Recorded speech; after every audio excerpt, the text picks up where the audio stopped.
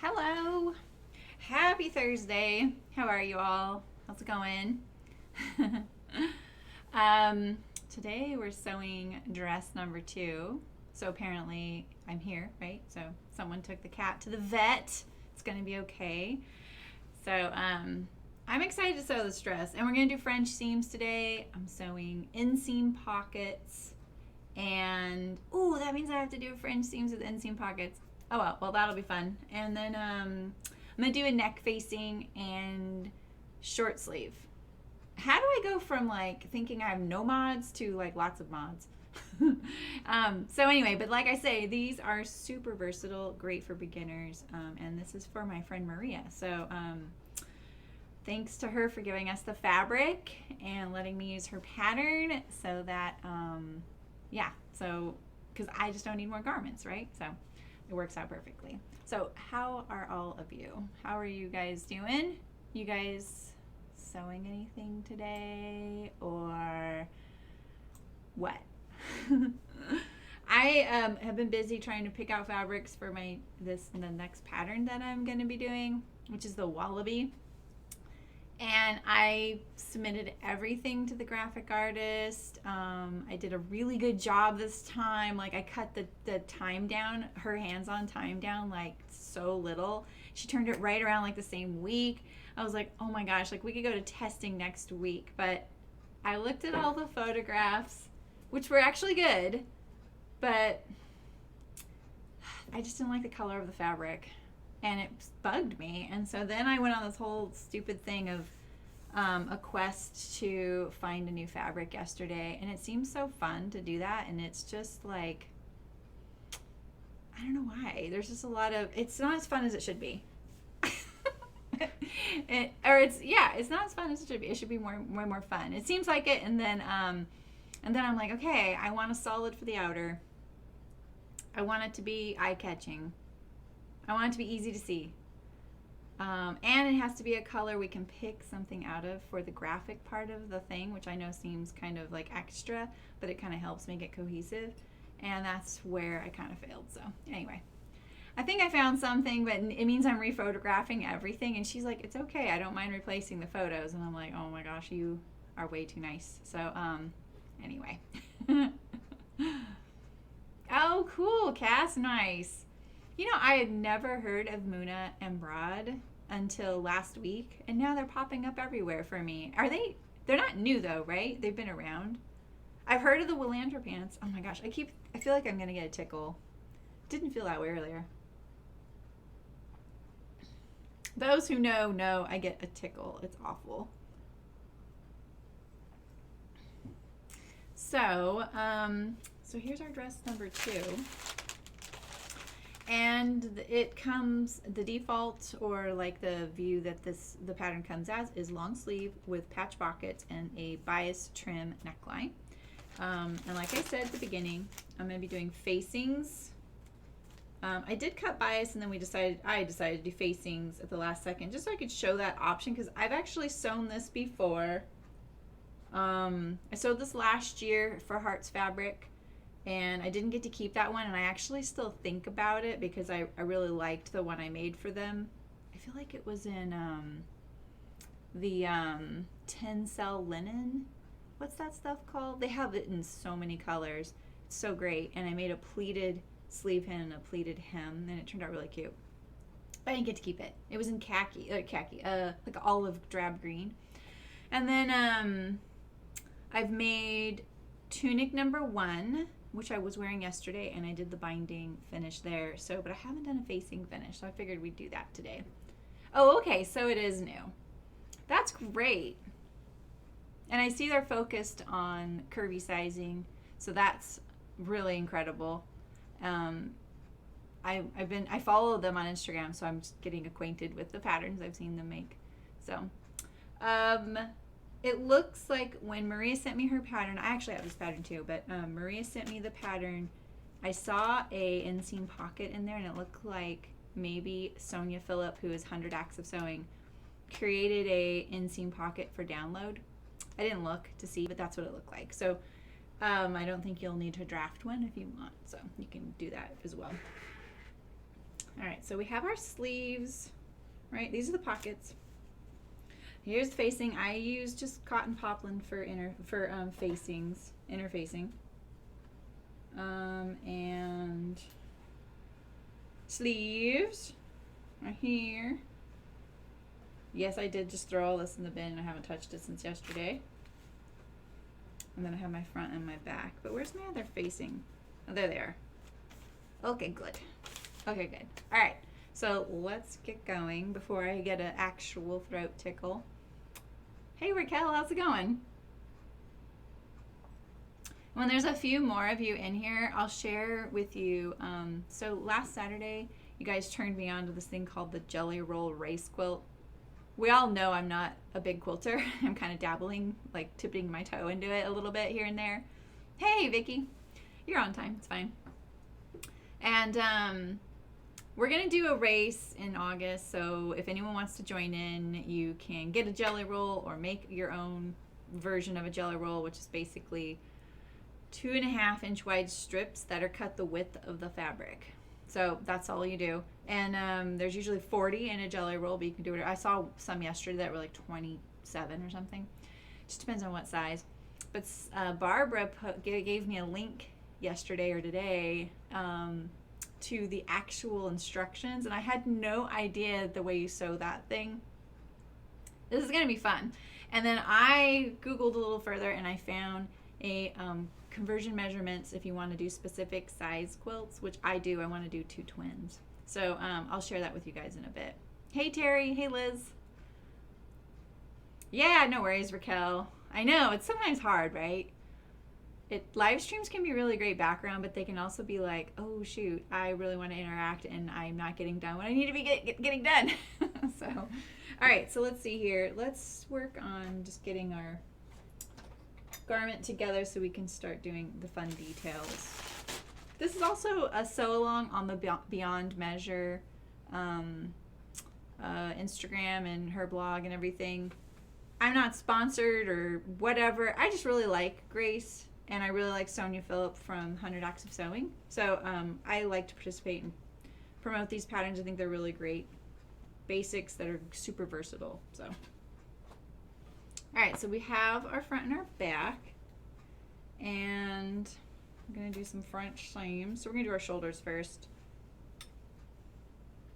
and I do them wrong sides together. Now there's only 1/2 inch seam allowance, which I admit it's a little skint for doing French seams, but it's gonna be fine. We're gonna do it. We're gonna do like an 1/8 of an inch seam here. I won't even have to trim it. And it's nice, the rayon isn't very thready. Like, I like to do French seams on a linen, but the linen, man, it can kind of get away from you. And you keep like having all those threads, and those threads poke through your seam, you know. So, hey Patty, how's it going? A metamorphic dress. Wait, I've heard of that one. What does that look like, Vicky? We don't allow bullying around here.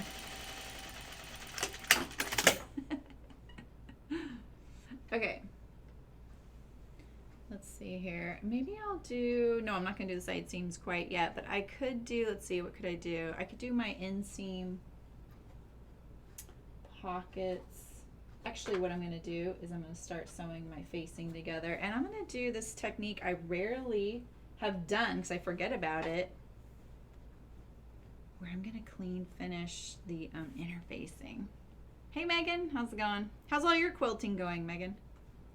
And did you finish that new Hunger Games book ever? Curious what you think. All right, so I'm not going to do French seams on the shoulders of this facing. I'm just going to do it at the regular seam allowance. There's no reason to do French seams on a facing. It's a little bit extra, and it'll just create bulk. Since it'll be enclosed, it'll be safe from unraveling, and it won't be showing. So, all right, so I have my shoulder seams. I'm gonna do the same here because I'm not using a serger. I need to finish the edge of my facing somehow. It's seems like I think these things through until I'm sitting here in front of you and I'm like, oh yeah. It's an interesting book, yeah. My sister had a lot to say about it.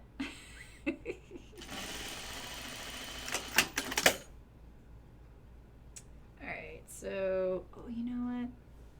Where's that iron? I thought I brought it over here. I have this little, like an antique iron, a really small one, and sometimes when I'm sitting here at my machine, I use it to press seams. It's not hot or anything. It's just literally a chunk of iron in the shape of an iron. It's old, and I'm finding it useful when I'm making like small quilts, so I don't have to get up a billion times and iron. Because you know how quilters have those fancy roller thingies? I was like, well, this could work like that, and it does. It works really great, and then I can bring it home with me really easily too. Yeah, right, Megan? That's cute. I found that on, I think I got that on Stone Mountain and Daughters website. It's a Ruby Star Society, I think, or Original Cotton and Steel. It's from that group of designers. I got it because I thought, I just love that color, and I love prints that look a little bit like a bandana, you know? Alright, so I'm going to sew this right sides together around the perimeter of this edge here. I'm going to clean finish this facing. I haven't done this in a while, so hopefully there's not some sort of trick I'm not remembering. We will deal with whatever happens here. Let's make sure it's laying nice and flat though, because sometimes the whatever fabric I use as interfacing can react a little differently than the actual fabric. Especially, you know, this cotton poplin, it'll get a little bigger sometimes. So, hey Jan, nice to see you. Yeah, right, Terry? They're cheap and they're heavy, and they just work really good. I really love them. I feel like if I would be the most boring person to sponsor, since I like I don't use fancy pattern weights, and I follow this gal on Instagram who makes them, and they're so pretty, but I have plenty of pattern weights. One time I bought these donut shaped ones, and that was a fiasco. They were cute, and she got really popular, and she was hand making them, and they were beautiful, but they weren't weights at all. They were like decorations, and all the reviews, I felt like they lied. I'm like, this is not a weight. You could just use, you know, your computer mouse if you want something like this, you know, and they were small. Kind of a bummer. And she was super late.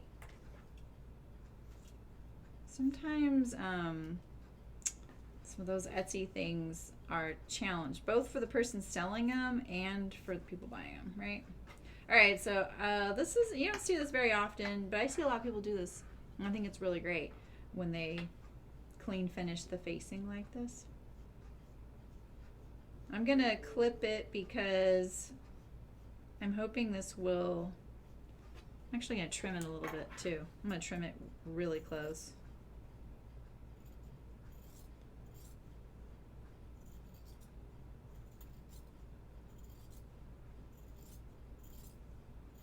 Be nice to do a rotary knife for this. Yeah, exactly. Hey, Mullen. Yeah, exactly. Oh, the cute face and hinterland dress. That's awesome. Yeah, I don't need things to be cute, but I have to say, like, I see people's sewing studios, and I'm like, well, that's pretty cute. And mine looks like a college kid put it together, because I use all the cast-offs of furniture I've bought, or if I see something inexpensive, you know. My sewing machine is my happy place. I don't really need the whole place to be gorgeous. A big table and a sewing machine makes me pretty happy. I know those shelves I have here are pretty jaw-dropping, but they're not mine. you know, so I can't get too attached to them, but they sure are nice looking. They make a nice backdrop, don't they? And yeah, when you use those irons as weights, nothing shifts. And that's the point, right? I like the washers. Those can be expensive. I've thought about using those at the bottom of a cupcake pin cushion, those big washers. My problem with the washer is they're hard to pick up, you know? But you could probably tie like a piece of binding or ribbon to them, and then you'd have a handle. One of my irons, I remember, it didn't have it. It was the old kind without the handle above it, and I still have it. I use it upside down now because the base tapers out, and so if I use it upside down, then it's going like this, you know, like this, flaring up, and so I have something to grab. Because what I don't like is when you go to grab something like that and you can't pick it up, and then the tips of your nails snap off, you know. Oh, wow. Really, Jan? Yeah. Yeah, and plus I have a lot of memorabilia and stuff like that, and that tends to be my decorations. And memorabilia just from like jobs I've done or whatever, you know.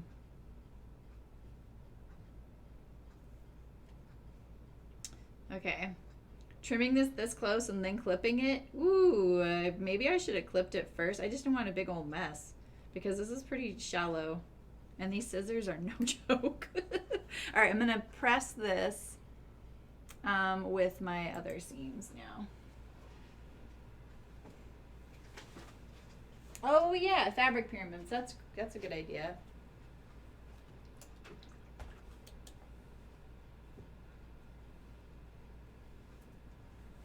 Okay.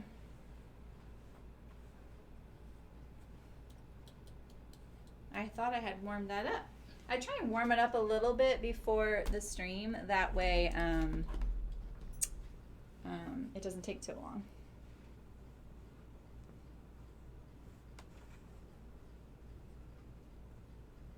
Oh, that's so funny, Terry. Yeah, flip it. The other thing I've done, Terry, is I'll take a piece of packing tape. Here, I'll show you. Well, so like, this is my little tiny one, and this one isn't hard to pick up because it's not as big, so it's not as heavy. But yeah, like the ones that have like a lip like that, or they'll taper, I turn them upside down and grab them. But I've also taken a piece of packing tape and just stuck it like this, and then for the piece of tape above the handle, I put a piece of tape on the inside so that it wasn't sticky. And then I could also like fold it in half so it was easy. And the packing tape was kind of stiff, and it lasted for like a long time, like over a year. You know, you just need just something to grab it by. And the packing tape, just a little clear piece of packing tape, you can make it nice and tidy. You could even put a piece of ribbon on the inside to make it decorative. That works really good. But see, this is what I use at my machine sometimes to like iron. I'll do this. There's no heat. Just when I don't want to get up. When I was doing those like mini quilt blocks, you know. Yeah, you still pin and use weights. Yeah, exactly. Yeah, weights are really great. All right, so let's iron that edge there. I'm gonna iron the heck out of it because I'm gonna go for super clean. I'm just pressing the seam to one side right now. It'll make it a lot easier to get a nice crisp edge, kind of like the French seam I'm gonna do.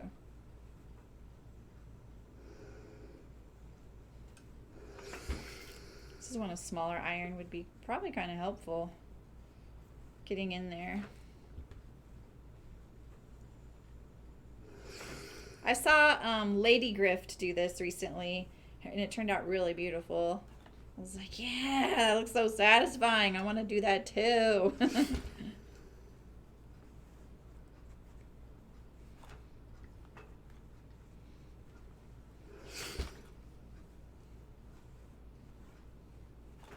Okay.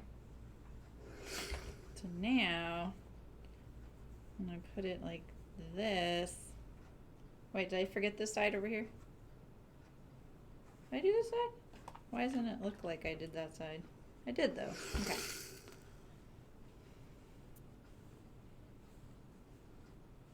Yeah, make a handle, exactly. Hey, Barbara. Yeah, right, Megan, exactly when I remember to grab it. Barbara, thank you so much for those that jelly roll link. That was awesome. I had no idea that that was how you sewed that. So I'm really glad I read that. The fact that you like cut 18 inches off the first one and then you sew them all in a long strip. And then you fold it in half and sew it right sides together along the long edge. And someone said, like, or the person said, this can take like 60 to 90 minutes to do. And I was like, what? That is not going to take me 60 to 90 minutes to do. I won't let it. And then you cut it at the, when you get to your fold, you cut it, and then you do it again and again. This is going to be fun. But it sounds like that's when the race starts. You prep it, and then that's when the race starts. So maybe we need to do a 2-part stream on that. And then I replied to you, Barbara, with the link to doing them in different bed sizes. So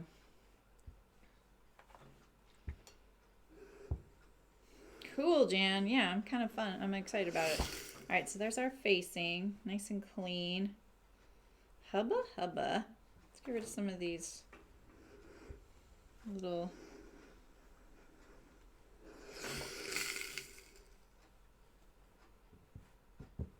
All right, we'll leave that. Boink. All right, and then we're gonna do our shoulders here. I'm trying to not stretch this shoulder. You know, it's like a little bit on the bias, and I can tell it would like to stretch out a little bit. I feel like I came to the stream today a little hungry, which is weird. I ate my usual breakfast. I ate the exact same thing every day, and I have for years. And, I don't know.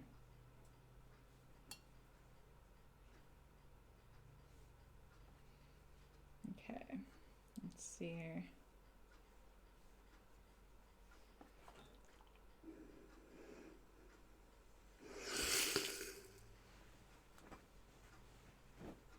You bought the Fairfield?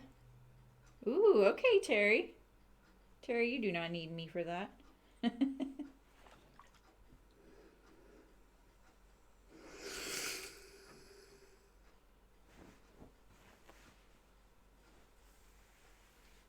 Okay.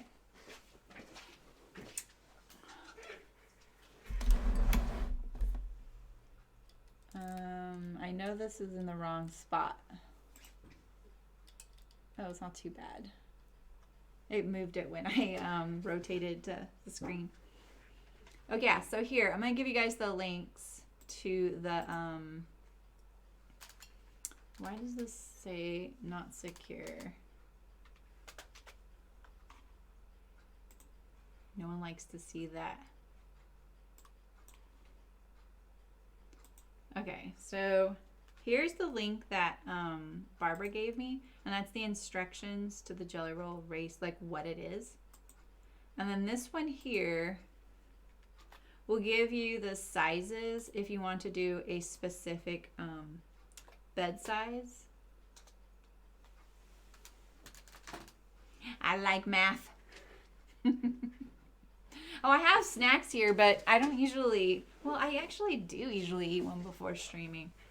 I'm wearing my jean skirt again, but the little like slit was, I could tell was like all wonky. All right. So let's do our shoulder seams, and then we can put our facing on. There's a slight chance I'm doing this in a different order than the instructions. We'll get there in the end though.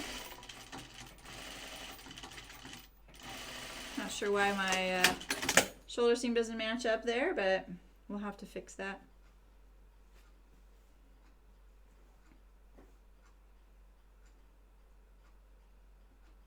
All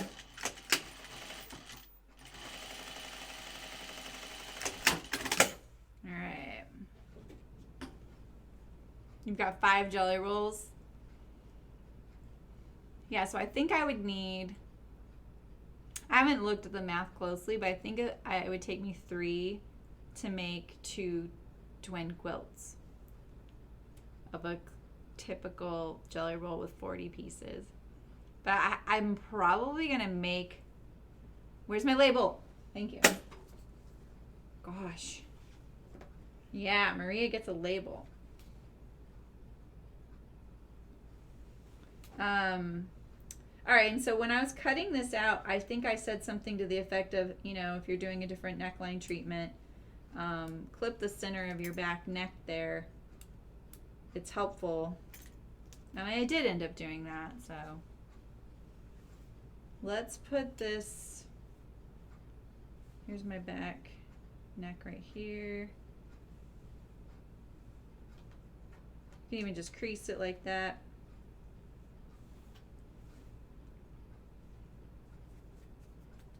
Fuzzies right there, and this has a 1/2 inch seam allowance, so I'm gonna shift this down. Hope that'll be okay.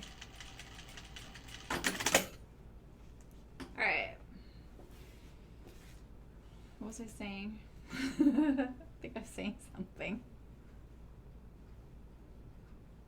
Push your seams to the back. I'm gonna have to smooth out that little jog there. And so when I have things like this, you see how my fabric is coming up higher right there? Can you see that? That white. You want to go by the smallest fabric, right? And so I like to sometimes look and go, okay, where am I going to get into trouble? This is no big deal, like this little sliver here. The seam allowance is a 1/2 inch, so that kind of helps. You know, it could be right here, like, did I not press this right on the edge there, you know? Was it my cutting? Rand's notoriously, like, slinky. Hey, Louise. So, about making a quilt. What? About making a quilt. So, well, you know, the other thing you can do, like, if you're doing, like, things that are so narrow, like you're in a space that's so narrow that if you end up going by this shallower amount here, and it would make this side so much different in width as the other one, like say like a tank top thing, then you're going to want to go by where it would make the same width on either side, your left and your right tank top thing, you know? So we can just compare it, right? Let's see. Is it just that side? And it kind of is just that side. See that? So what I'll probably do is do a 1/2 inch seam allowance from here, and then it'll end up on the same side on both sides. So I'll fix that. I've really been thinking about the whole Zoom class thing, you guys, so it kind of does make me excited to do different ones. So we'll see. I may try that. You know? Hey, Elizabethan, how's it going? Nice. Yeah, me too. I think that I'm getting on board with them. They're a little out there. All right, let's see. I'm gonna put this inside.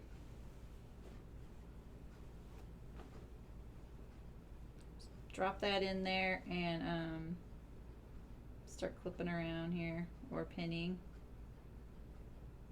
I always push my shoulder seams to the back.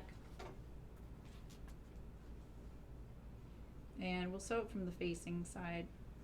I like sewing from the facing side. Mainly because that'll be the inside of my garment too. Smooth out that little jog there.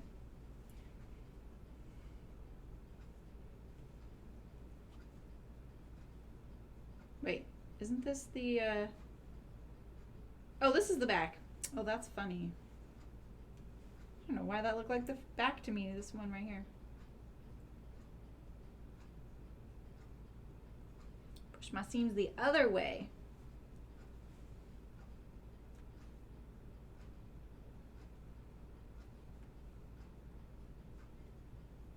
You just waved. I love it. Yeah, so I think I would do it like that one I took where, and I'm starting to look into how to have the videos embedded on my website so that when people purchase the class and they have the video, they can go to their account and see all the videos they've purchased, right? So one place to keep them all.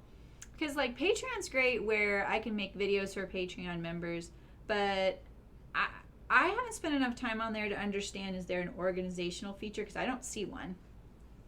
So if you were a new Patreon member and you're like, wait, I want to find that pattern Sarah says she has for patrons only, how do I do that? You'd have to search on there. There's not like a tab for all your benefits, right? And so right now I use Patreon, YouTube, and Vimeo, because Vimeo is where all of my videos are stored for sewing the patterns I sell.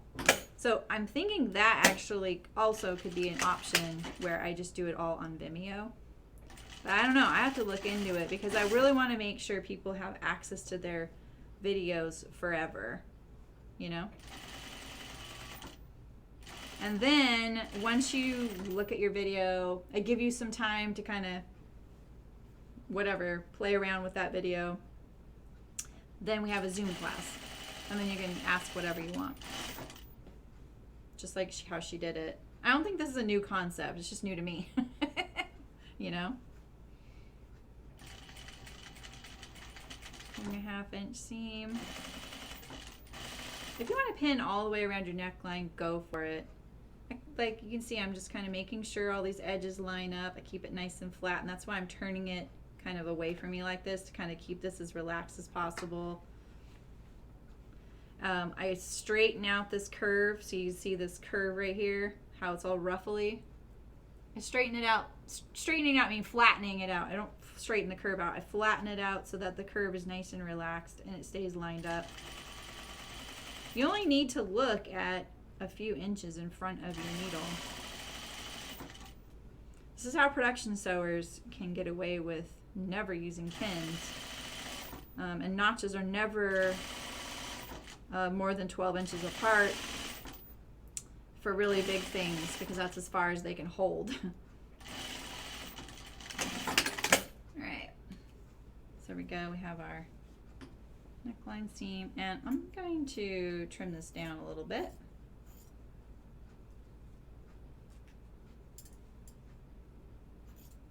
Mainly so I can get a nice smooth edge there and get rid of some of the bulk of the shoulders. But I do get a little nervous trimming into my garment when I do things like this, especially sitting here. I would normally take this to a table and do it, because look at that. I'm doing kind of a hack job. It's not my garment. I gotta be careful. So yeah. Oh, that's cool. You do a bingo game, Zoom bingo game. That's funny. If you are sewing this and you want the binding version, I did that last year on this garment, the same garment, and it'll be linked on my website soon. That's already linked, but this garment will be in the same dress number 2 category. They'll both be there. And then I sew binding all the time, so just stick around. Like I'm constantly making people sew binding. I love it. All right, now we're gonna clip this, because this edge, I'm gonna get rid of this bulk right here. You see that? This edge, like when this facing goes to the inside of the garment, this little edge is gonna be folded back like that. That's how it's gonna live forever. So if you clip this curve a lot, it'll be able to spread apart around the curve. See that? Like that. So if we were to be able to, if we had x-ray vision, we could see inside this facing when it's finished and you're wearing it, this little edge right here would look like this. And you have to clip it so it can splay out like that. Otherwise, it does this, right? And can you see that weird little curve I'm getting? And it would make all of that ruffle right there. I don't know if you can even see that, how autofocus off. but it won't lay flat. It won't ever. Because this edge right here is a shorter length than the one it's going to fold to, where it's going to live. I'm always explaining things in weird ways like that because sometimes for me, I have to understand why. I'm visual and I need to know why. Because then I can't fix the issue if I don't understand why it's doing that. Because I don't believe you should fight everything or make it do what you want it to do. You have to kind of go with it and still get your end result. Boy, I really did a hack job on this edge, didn't I? When I trimmed it. It's really making my seam look wiggly. Wiggly. So. The story. Yeah, it's going to be the wallaby. And I was telling him, Louise, that, so I can show you guys. Maybe I can get your guys' opinion. Let me get your opinion. We'll get it. Let's see. Where is it? Oh, I know where it's at.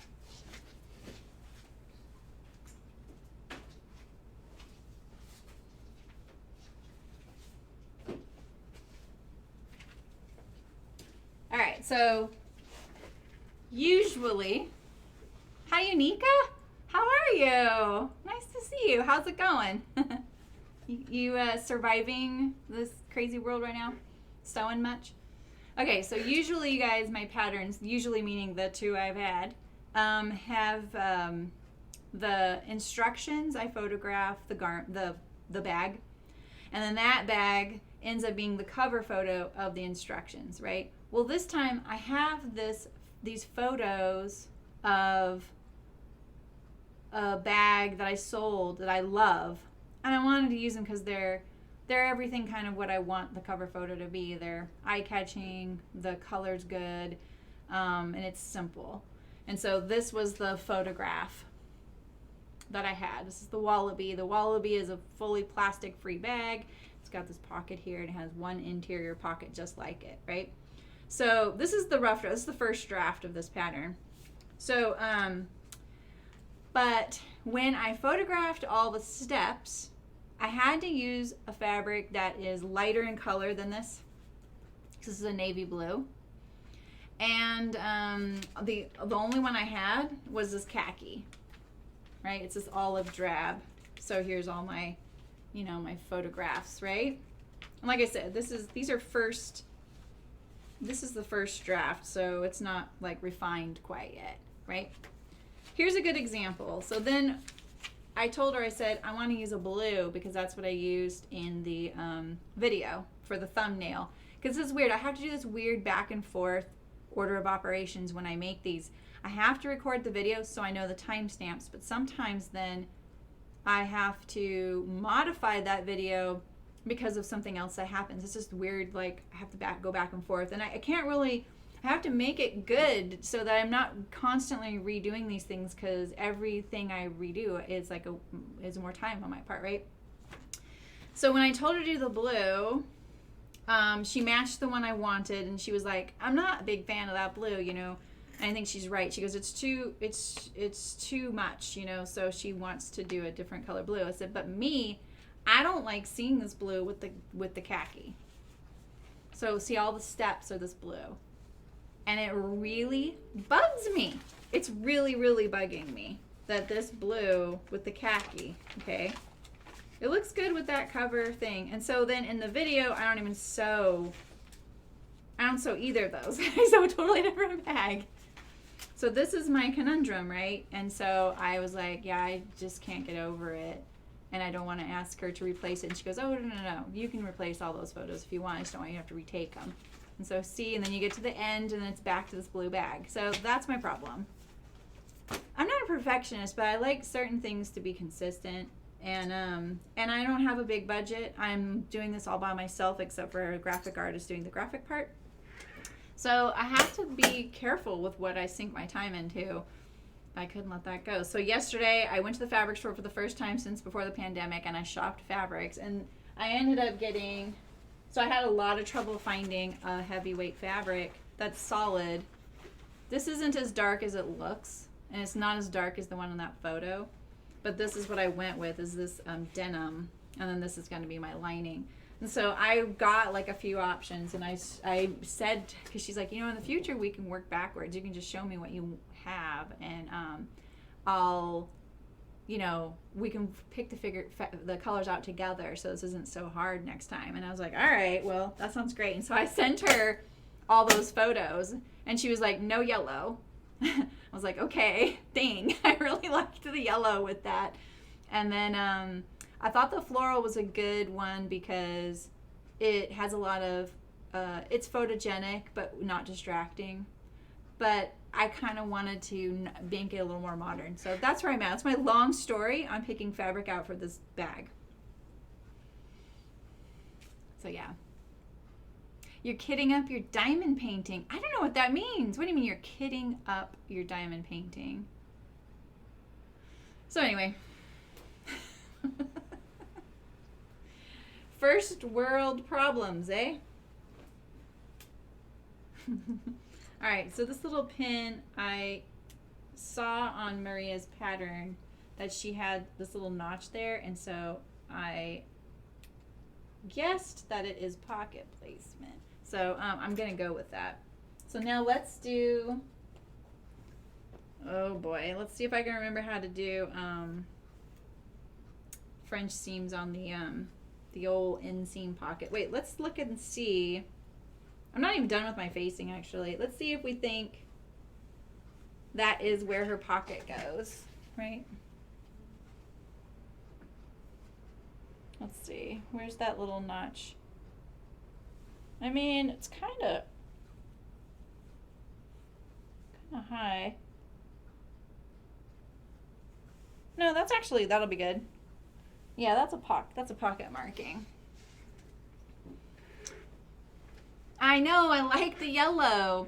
I don't think she has anything against the yellow. She just said, if you pick those other two, we have a lot more to pick from for the colors because of that's so dominating. And I bet she also is thinking, because this is so yellow and it's in that range, that she probably wants me to steer clear of that. Like, I have really specific ideas about fabric selection and color, obviously. I mean, and that kind of ended up being partly what I was known for at Chicken Boots, which was weird to me because I struggled with it. Because I had to pick something I still liked, but that I thought other people would like and buy. And sometimes I just picked what I really wanted, no matter what I thought they would like. And so, and I was doing that before there were really colorful fabrics being sewn in bags. Now it's very mundane and everything's swinging the other way, right? Very drab, monotone, and it's like a trend thing. So, I never took it lightly. Fabric meetings with vendors always made me a little sweaty. And I really liked that Rayanne loved them, but she too, they started making her sweaty too. She's like, this is a lot of stress. I was like, I know. Because she'd seen when we would pick something out, we would feel 1,000,000% on it. We would get it in, we'd have 125 yards of it and go, that's not going to work. What do we do now? We can't return it, So how are we going to salvage this, And so there's a lot of pressure with it. And I'm not selling fabric. I am not selling that bag. So I really want it to be inviting to anybody, and anyone can picture what they would sew in that bag, right? I don't want to pigeonhole it. Yeah, you guys like the buffalo one? I think I'm definitely going to make the buffalo one, and it'll just be one I use for promotional purposes.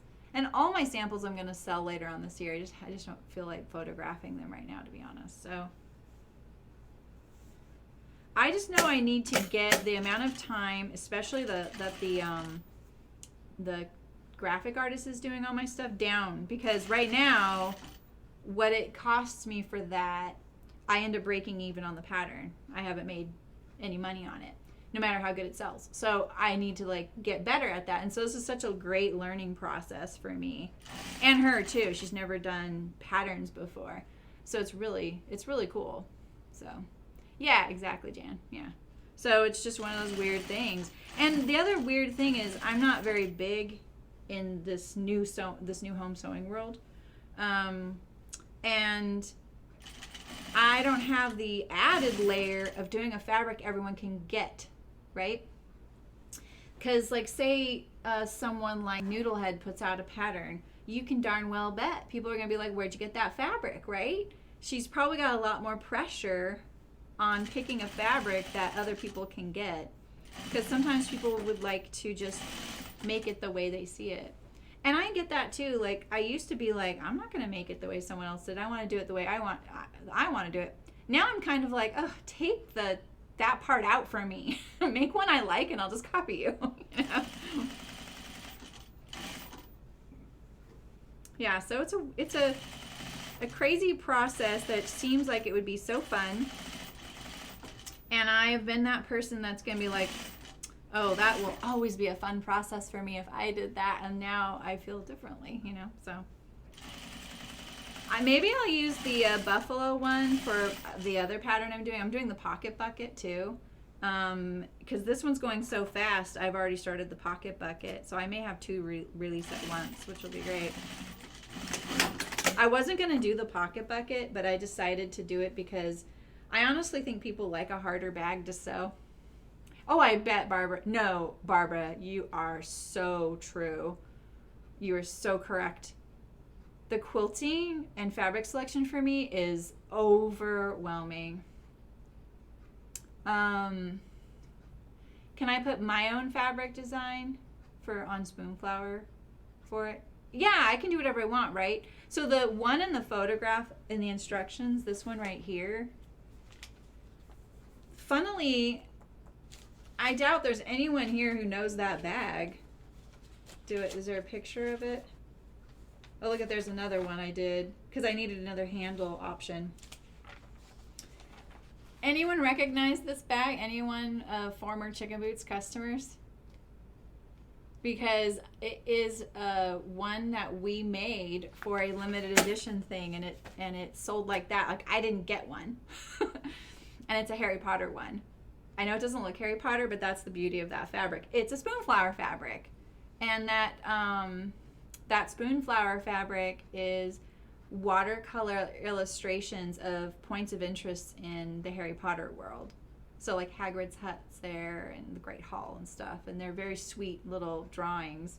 I'm feeling very conflicted about Harry Potter right now in light of some of the things J.K. Rowling has said lately. So honestly, I'm fine. I'm going to take that out. A lot of people don't even know it's Harry Potter, but still. Yeah, I mean, I could do the knit fabric, right? I just haven't because I feel like I overdo the knit fabric all the time. I'm not really a fabric designer. But that's a whole nother thing, right, Vicki? I could do that. I could do a fabric design and I can say, oh, this fabric's available. Yeah, right, Terry? I stick to pet quilts.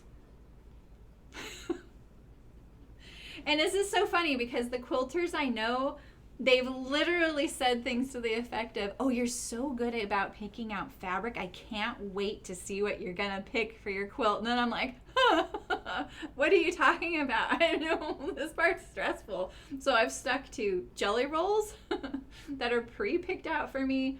And then my little collection of black and white cat fabrics. That's all I've used. I've used 3 jelly rolls for quilts now.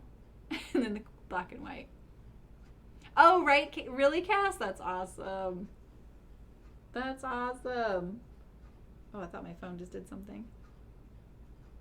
Yeah, that's true, Vicki. But that means I'd have to design fabric, which I did buy Sarah Watts' class. So, all right. So I just understitched this without saying anything about it. And so basically what I did is I pressed the seam allowance. Oh, look at that little cheeky bugger there.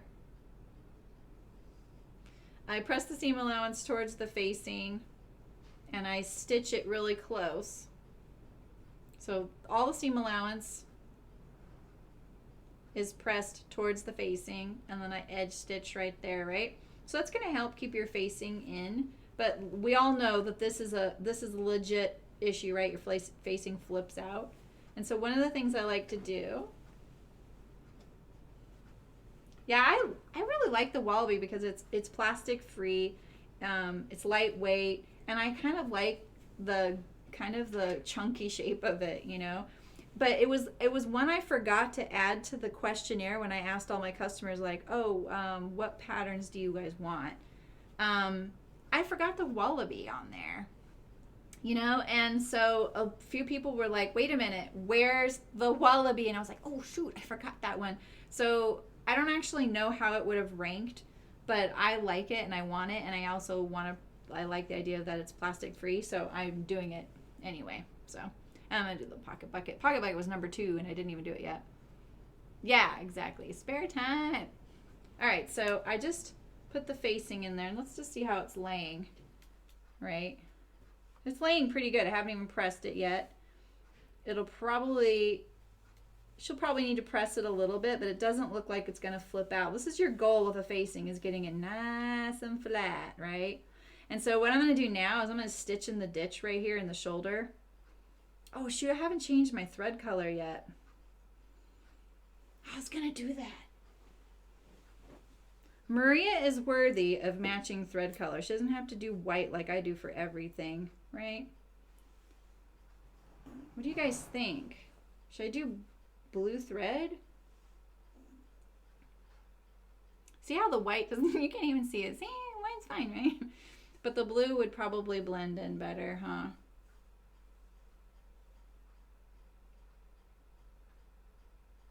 Shoot. The thing I like about the white too is on the inside you can't see the stitching. You would see black, you would see the blue stitching there, but I'm just trying to sell my idea of using white thread right now. I'll do the stitch in the ditch in the white, and now I'll switch to the blue now. So I'm gonna turn that kind of right side like this. All right, so I pin that to the shoulders, and most of the time, if you've sewn everything pretty accurately, you can line up your seam of your facing right on top of the seam of the shoulder, as long as that's kind of how it went into the neckline to begin with. If it's off at the neckline, just make it the same amount it's off right there at the shoulder seam too. But most importantly, just make sure the whole facing is laying nice and flat. And so I'm on the right side of the garment here. I'm gonna pull the seam apart a lot. I'm going to pull on it, and I'm going to stitch in that pulled apart seam best I can. So right now I can see white stitches. I'm going to stitch right on top of those and stitch my facing down. So I'm going to put my needle down there and now pull it apart.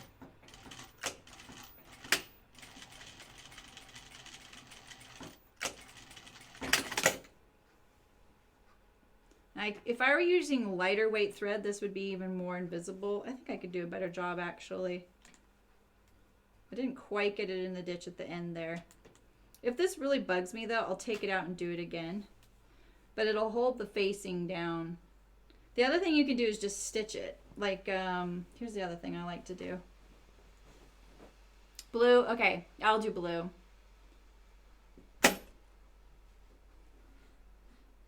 Yeah, Terry, right? You know, Terry, what I do it when I was new to having a serger was I would buy, I had cream, white, blue, black, and gray. And now I would skip the white. I use cream for everything. So I used to, for sure, always have cream, blue, black. And then eventually I added the gray, because gray is a very chameleon color. And I would buy 4 cones for my serger, or 5. Now I have a 5 thread serger. And I only use the small spools on my machine at the time. Now I have, you know, the industrial. I get 6 cones, but I don't buy any thread anymore because I've had so many. I actually got a bunch when a factory went out of business. All right, so the other thing you can do, if you don't want to do the stitch in the ditch, because mine didn't turn out so great on that side, I've gotten it to where it's invisible, and I'll probably work on it to get it invisible. I'll just take it out and do it again, is you can just pick up on the inside like this. Make sure this is all flat, and if you want to make sure this is flat, pin above and below the shoulder seam like this.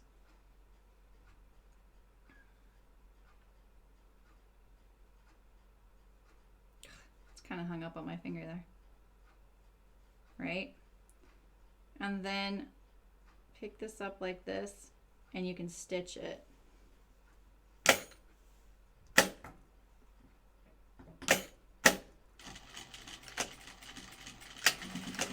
And you can do this any direction you want. Like I've done it this way. I've done it at an angle when I can barely get in there, because sometimes you can barely get in there. So yeah. And then that will also hold the facing to the inside, and it's invisible on the outside. So, all right, so let's do the blue thread. I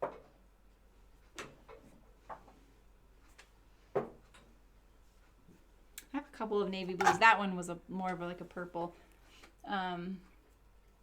But I think I have like 4 of one color, 1 navy and 2 of the others. That's always like, which one? Which one do I use? And if I need them for my serger, I'll just mix them and they just kind of all blend together. It's not that big of a difference.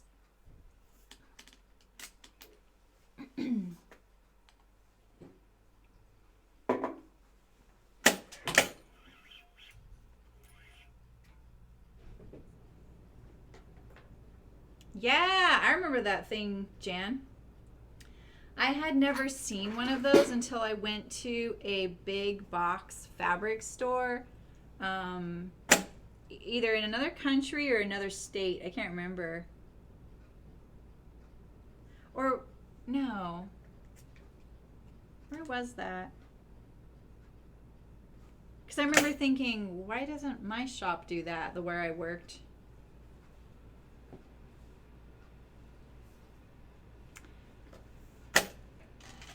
How accurate were those, do you think? All right. This will look nicer when once I've pressed it all.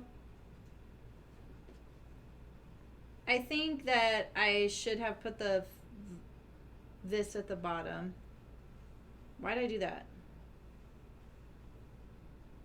So, one thing I would probably do is I'll tack the label down here, and I would just go through here, tack it down.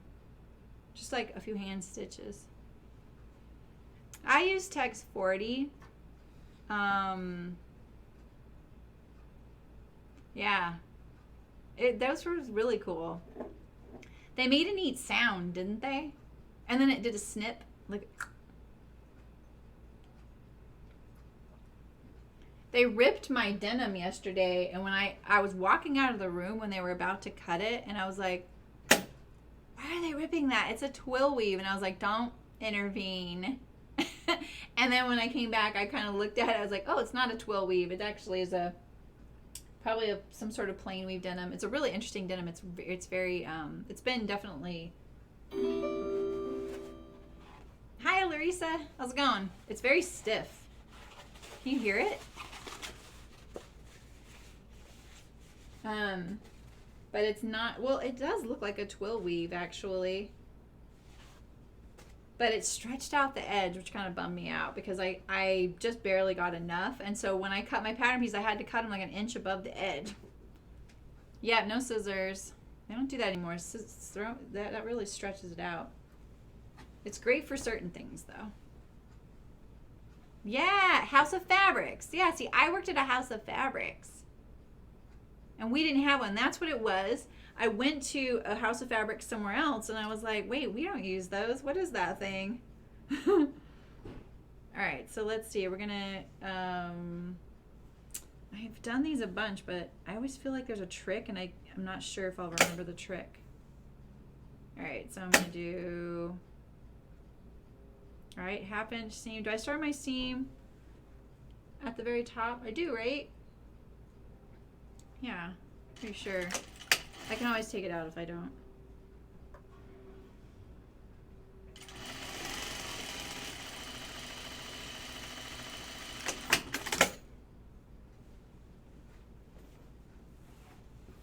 This is where you see me troubleshoot things on the fly. That's the kind of stream I do. Yeah, it would notch the selvage. Yeah, I remember that. I never got to use one though.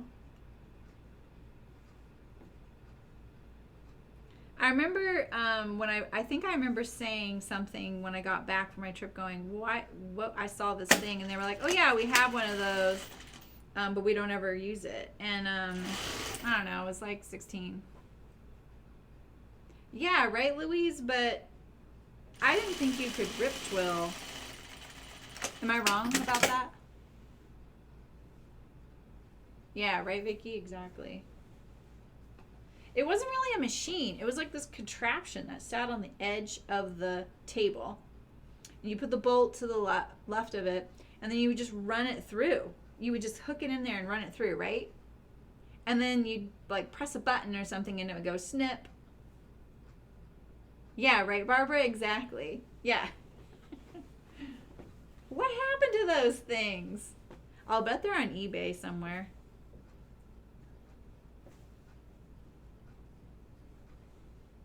That would be a really handy thing. You know, that's so interesting because I think about findings departments of places I've worked because I've gotten the chance to work at factories. There, like one of the places I worked had a really big findings department because we did outdoor technical stuff, and there's so many notions, or findings is how what they called it, and they would be pulling buckles and reflective tape, webbing, zipper pulls and the clips on the zipper pull, and like just a ton of stuff, like long lists. Like our findings list would be as long as the fabric piece list, and there was a whole department that's all they did. And so, is this the armhole? And so I know that in some places they have counters, like as in 1, 2, 3, that type of counter, to count that kind of stuff. And I'm wondering if those types of things became those counters for those types of departments, because you can get like a heat knife, right? So you're cutting lots of webbing, and then you cut it with this heat knife, like that kind of thing. They had a little gizmo attached to the side of the table to put the zipper slider on all the zippers. The seamstresses and the sewers and stuff didn't do that. I don't think they had a meter of any kind cutting off all the webbing, but I feel like they could have, Oh, I was running in the upholstery area. Oh, yeah. A fabric measurer? Fabric counter? No. I don't know. I know that there's machines that will, like, say you have to pull 150 zipper sliders, it'll count them for you. The way I did it was by weight. So when I sold all my zipper sliders, I did it by weight. And I weighted a few different ways. And I got really good at like pulling it, and I would sometimes double check it, and it was always like within 10, usually over in their favor. So it worked. But a little nerve-wracking. All right, so all right, we did our pockets, right sides together, and I did it to the notch. I think I might edge stitch this pocket. Right? Let's just see here. If I do I feel like I got into trouble one time doing a French seam with an inseam pocket, and I've been scarred ever since. That I think that there's some trick, and every time I do it, I'm like, there's no trick, you just do it. eBay does have some. Ooh, Barbara, your dream can come true. I mean, for anyone wanting to like go through a really big stash, you could have a lot of fun with that. Okay. Yeah, see, I'll go down. Oh yeah, and I do, yeah, I know what I'm doing here. Okay. I am going to stitch my pockets toward the seam allowance toward the pocket. One less place to iron then, right? No need to back tack. $145? Why? Are they special? That thing wasn't $145 in 1915. I'm kind of a, like, my mom is a really big collector of antiques. That was for her, one of the biggest tragedies of the fire was that she'd had those, a lot of them, all my life and before me, right? And she had made a album of her antiques that explained the story of each one, where she got it, what she paid for it, and whatever, right? She did that before she made a will. Like, they were very important to her, and she really liked keeping track of that and whatever. And but so I've grown up in a house with antiques, right, and an appreciation for it. But you know, it's not something I'm into. But I like going with her. And but I'm one of these people that doesn't hold things. I don't like making things precious. So it's kind of counter to if you're into antiques. You know? Like, we've definitely had frank discussions. She's like, I'm not giving any of this to you. You'll get rid of it. You know? And we're like, yeah, that's probably true. You know? So that's why I'm like, what? $145? Yeah, you can't, Jan. I know, right? I've gotten that myself into that pickle live on camera. Because I'm like, oh, we're going to do blah, blah, blah, French seams and an invisible zipper. And then I'm like, oh, shoot, what about that seam that has the invisible zipper? All right, so now I'm going to here's my side seam, right? Here's my inseam pocket sticking straight out. And I'm going to sew down the side seam. I'm going to turn and go around the pocket up here and down. And then I'm going to press it and do it right sides together. Yes, that's a good solution, Jan. That's nice and clean. I've hemmed it. They are so much better. I agree with you there. I definitely agree with you there. All right, so let's... And I'm doing a very narrow seam. And I'm going to come back and I'll define the pocket opening once I have the seam done. Because we don't want the pocket opening to be the entire pocket. We don't really need it to be that big. Plus it'll also help smooth out any rough bits of your pocket seam with the French seam. And I'm going to show you like a good example in just a second. Okay, so can you see? So right here, I'll actually hold up to the camera, but right here, here's my seam where my pocket goes to the garment, right here. And here's my edge stitching of it, right? Pressing it towards the pocket. So here's my seam attaching this to the body. And now my seam for the French seam is inside of that. Like, it's to the right of it. Here's the seam. Here's my first French seam. But when I go back around and do it, I'm going to be able to go and enclose this whole thing. And then when I stitch the opening, I'm going to go just the inside of that. So that's kind of a precursor to what I'm going to do. I'll show you closer once I can hold it up closer to the camera for you.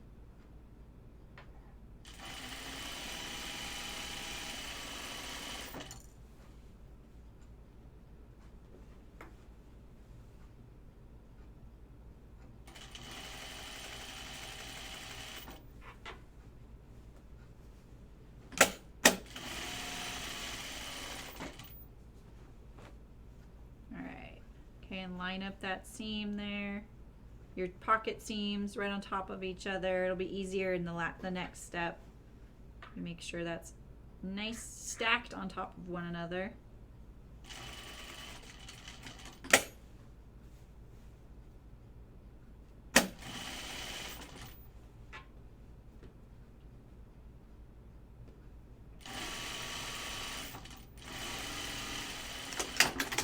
All right, so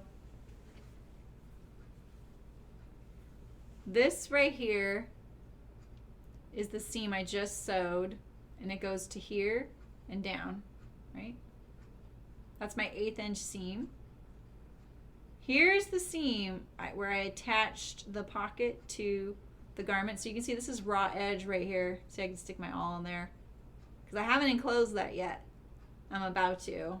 I'm going to clip into this little angle right here. Get right up in there like that. See?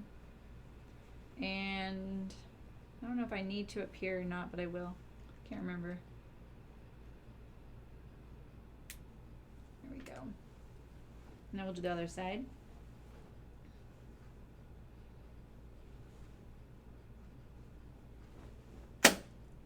And I do like to do, this is the way I like to do my set-in sleeves, meaning I like to have my shoulders and my side seams done before I put a sleeve in, no matter how I'm sewing it, even if it's a French seam. So I know that that's easier to do, but I feel like it fits better when you set the sleeve in to the arm's eye. All right, so stack those seams up one on top of the other. See that? One on top of the other, please, please, thank you. Okay.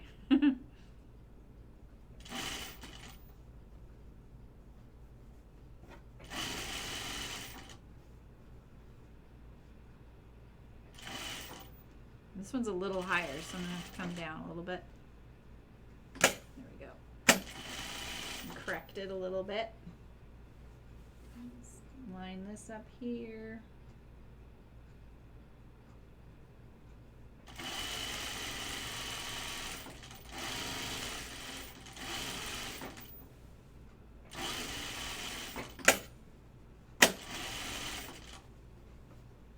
Yeah, I've been thinking about, like, I don't know if do any of you follow Aja Barber? She's really passionate about sustainability in fashion and holding fast fashion accountable for just some of the really terrible environmental things and labor abuses and, you know, stuff like that, income inequality and more. Like, she's a really great resource for that. Really smart about it, but she's grown a lot lately, like really suddenly, and she's having less fun being on Instagram. She's getting a lot more troll type people, you know, and I follow her on Patreon, so you know where it's pretty much troll free because people are paying to be there, you know. And I've been thinking about, like, some of the things she brought up was that she just doesn't really want to be on Instagram because she has to spend so much time dealing with people that just are new there and don't really understand how smart she is, basically, and that she's already covered at something, or they're just toxic, whatever, you know. And I've been thinking about it's like that is one advantage. Hey, Sydney, how's it going? That is one advantage to live streams, is that, like, we don't have that problem here. But you can have a moderator, right? And you can set up your stream to have words that would immediately, like if one of you typed in a comment and it had a couple of the one or more of the words that I flag, it'll hold your comment aside. No one will see it. And then a moderator can go, oh, that's fine. Because remember early on when one of you would be like, okay, this is sitting too low on my butt. And then the thing would be like, hey, you can't do that. You know, and I had to, like, remove some of those because there were automatic trigger words that the stream software bots have on there. So I had put on the basic mod controls, and then I realized, oh, we don't really need those. We can take those off because we're talking about our bodies here, and it's not someone trolling something inappropriate, you know? And we don't have that on Instagram or Facebook or spaces like that, right? It'd be really nice if they had mod controls where if someone is if there's always continuous topics that for certain, you know, Instagram people, it could just hold their comment aside until someone moderated it, but they don't have that. And I actually don't follow some streamers on Instagram because their comment sections are gross because they're not moderating them, and no one else is either. And it reflects badly on the person, but what can they do? You know, they're getting 5,000 comments. It would be a full-time job, you know. All right, so here I have my 2 sightseeing. Did I clip into both of those and not say anything? Yeah, I did. Okay, let's iron this. Oh, I should have done my sleeve underarm because I'll be back over here doing that anyway, right? Right. Let me turn my screen. Are you at work, Sydney? How's it going? I know you like to watch us while you work. So bad. So good. Why am I going through the neckline? Don't you love it when you make it really hard on yourself like that?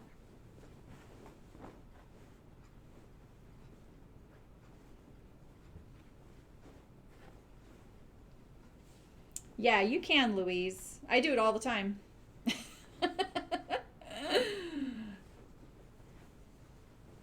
Periscope is the same way as what? As like not being able to moderate it? That's an Instagram business, isn't it?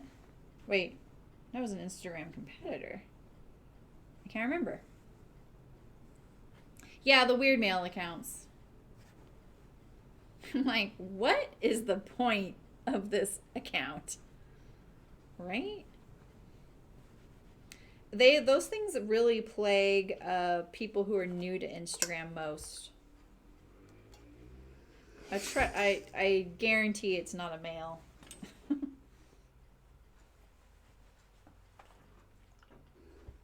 Yeah, I have a gaming Instagram account where I don't post anything. I just do it to follow certain news and gaming things. I don't want it to taint my my sewing Instagram or my personal one. And I get a lot of those on there. All right, so I'm just wait. I'm just making this hard. Did I already press that? I can't remember. Let's put the salami in there. Oh, so when I was at the fabric store yesterday, I don't know why it never. Oh, I did press this already. I don't know why it didn't click before, but they have this poof there, floor poof there, and it's like angled. They're actually selling it because it's a floor sample, but it's like, yeah, like angled. I want to find that pattern. I want to make it. Working from home. Yeah, right. Exactly, Barbara.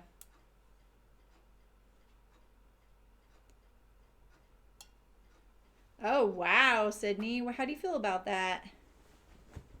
Oh, and you guys take your kids to their first vet appointment. Aw, mine went to one too. She has 2 kittens. 2. 2's a good number. Yeah, I think I explained that one experience I had on the gaming one where the streamer said, "Ooh, look at you guys, if you finish out the season of this game, this is what your reward is. What do you think?" And I was like, well, I kind of wish it were female, since almost all of us play as a female character. Why is it a male? You know, why is it always a male? It was always a male, because the reward was a character that you get to play as. And I turned, log out, and then the next time I was on there, I had 57 comments, or 54 or 57 comments calling me a feminist Nazi bitch. I was like, whoa, whoa, whoa. And did that streamer do anything about that? No, because he didn't even look, I'm sure. And it made me really kind of, hurt. I was like, wait a minute. And like people were saying things like, well, now that you say that, I'm never playing as a female again. I'm only going to play as a male. I'm like, okay, bud. Why are you triggered over this? What a weird thing to get mad at. That's literally what I said was, well, most of us play as female characters, so why aren't they giving us those? They've never given us one. And how does that make me a feminist? It was just I am a feminist. I don't care. I was just stating the truth. Give us something we're going to use as a reward. They have sense, but... And I actually ended up on following that streamer. I had monetarily supported that streamer for a long time. I really liked them. But he was getting more and more lax about that stuff. And I was like, nope, sorry. Not safe in your stuff. Don't want to deal with it. You know?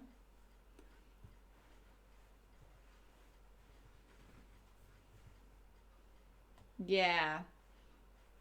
Yes, exactly. Yeah. Yeah, totally, Sydney. You're not a terrible parent. I promise. If you ever want to feel better, just I will make you feel better about that. You gotta do the best you can. Hey, P Killer, how's it going? Welcome, welcome. Yeah, it was a bit harsh. Hi, Cecile, how's it going? Yep, gamer culture is pretty hard. And I have a zero tolerance policy for it. I'm a mod in a gamer stream, and I would never let that fly. I have definitely been in streams where it's very lax and the culture in there isn't very positive. I've even seen streamers complain about the culture in their chat, and I'm like, I've been in your chat. There's a really good reason why you don't like it there. Your mods aren't doing a good job. They're terrible mods, you know? And if I'm all about, like, I don't mind hanging out in spaces with people much younger or older than me. I don't really care about that. And in gaming, I kind of have to hang out with people that are much younger than me. And I think it's great. It makes us all, interesting people, right? That we learn from each other. But that being said, if you're not going to moderate it, there are some younger folks that tend to get a little more carried away. You don't see it in you see it in all ages, trust me. But there are some that just see how far they can take it and they don't get schooled, and it's not the chat's responsibility. Okay, I'm twisting this up. Look at this mess I'm getting all worked up. And where I'm a mod, there's not that problem. We've had people that try to say certain things and they're just immediately banned. It's no hesitation, And I've stopped following streamers. I'm like, oh yeah, you can't get over the fact that I'm female in here. Yeah, Right, Jan? I know. Yeah, I mean, this was he's a really great streamer. He's got a really great community in his Twitch channel. It's, for the most part, extremely positive. Wait, I didn't press this one yet. And that was on his Instagram. So I'm not kidding. He's getting, 1,200 comments on a post. It's really hard to moderate that. I understand that. But you can also cultivate not allowing that. It would take a couple months and then people would stop, He's making money. He could hire someone to do that. I don't think Aja Barber should have to hire someone to moderate her Instagram comments. But I think Instagram should be able to give someone tools, if they're getting that kind of interaction, to allow people to moderate their comments. Like, okay, if they bring up these 3 words, please just hold it for review. Let me see if I want it to be posted, Because she's getting very specific attacks from specific groups.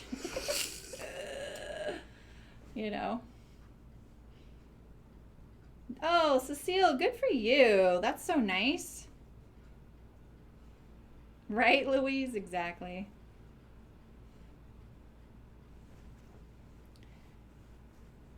Yeah, my daughter did that for someone. One of the parents was a doctor or nurse, I can't remember. And then the other parent was an at-home parent. And they would hire her so that the at-home parent could just do what they did, And I thought that was great. Do what they want to do, get a break. Or, of course, for dates, too. She would do dates for them.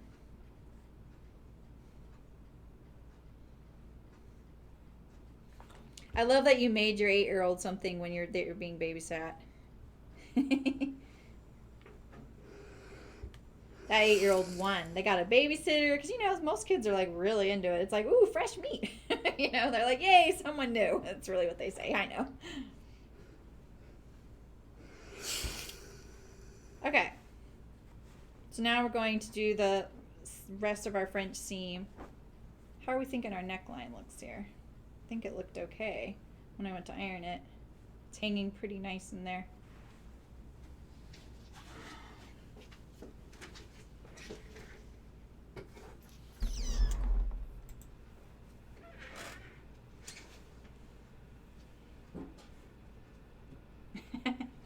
Yeah, it's easy to get mouthy when there's no consequences.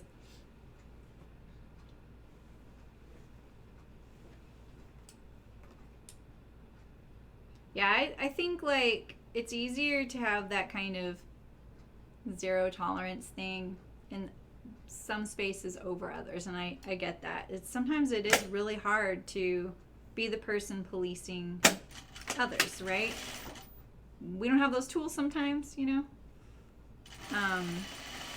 I've definitely gotten better and better at it, especially with online gaming, because I've played with people. Okay, so for my French seam now, that little 1/8 inch seam is in there. And remember, I didn't, I haven't gone down here yet. So I'm going to go around this corner with my 3/8 inch seam now. I still haven't created the opening for the hand, and I'm still going to do that in a bit.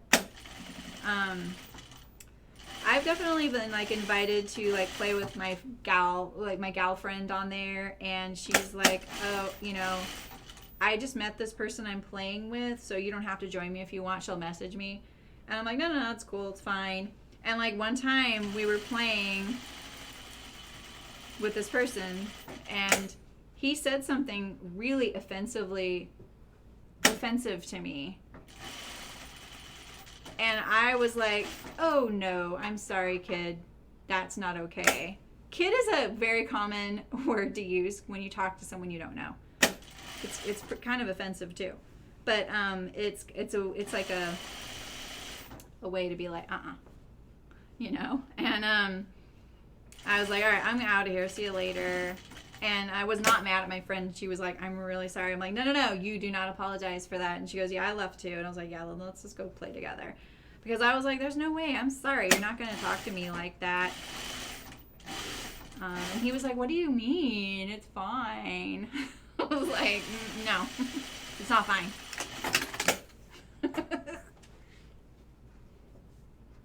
Yeah, I get those too, Sydney. I don't always pull them out because they can make your fabric run. You might need to do your first seam a little bit narrower so that you can do your second one a little bit bigger. It doesn't have to be the same, right? So like this time I did 1/8 of an inch on my first pass. So I don't know if you can see it. Can't remember when you came in here if you could see. So I did a very narrow seam there, right?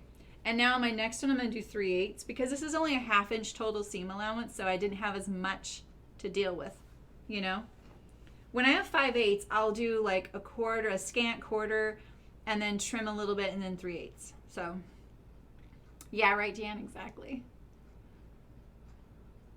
Yeah, right, Cecile? Yeah, exactly. Yeah, right, Jan? Exactly. Yeah, like even if you just want to clean the house and do the yard work or whatever, if you want to do that, that's great. Just getting that little break here and there. For me, like at one point, I remember it was for chopping wood. My husband was getting a hip replacement, and we were on wood heat. And someone was like, hey, do you need help? I'm like, yeah, can you just come over and hold my 10-month-old so I can chop wood? And they're like, yeah, sure. I'm like, yeah, I need wood. That was a little too far in right there, but I'll show you in just a second.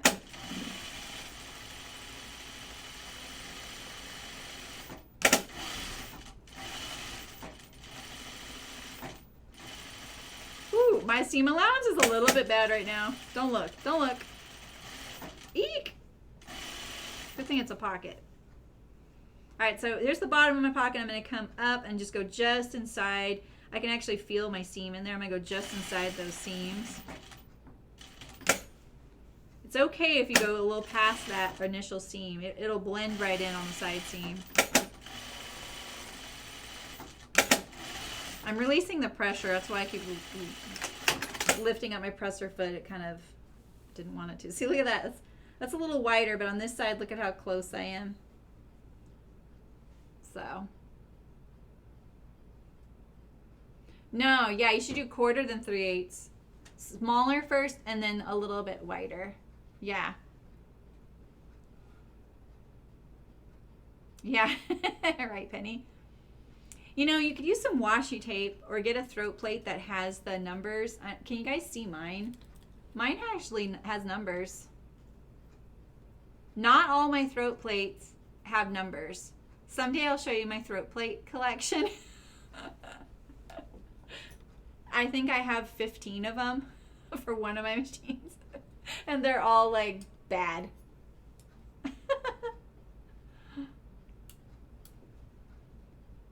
Yep. Yeah, exactly.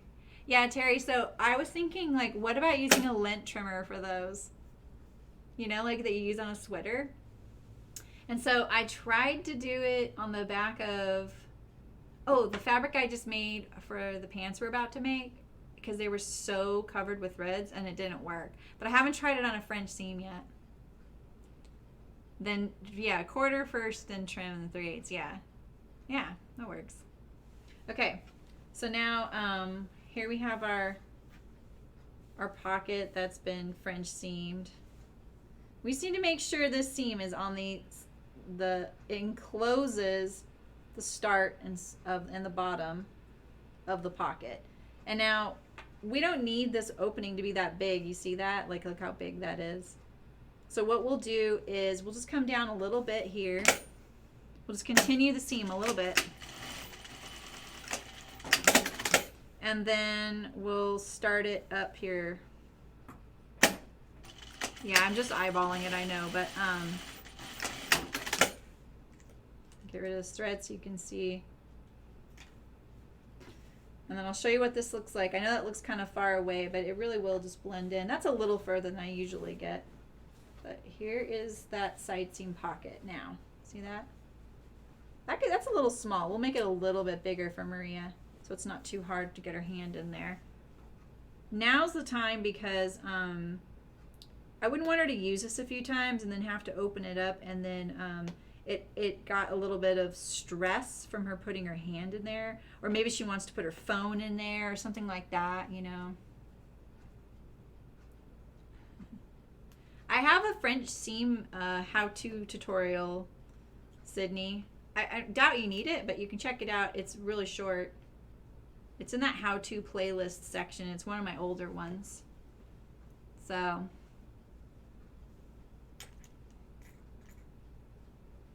yeah, and if it's particularly thready fabric, it's a challenge no matter what. So you can do what I would do is do a little bit less of each so you can trim. You know? Because if you do, say you do a 1/4 inch seam, follow me here on the math. You do a 1/4 inch seam first, and then you trim off a 1/16 of an inch, right?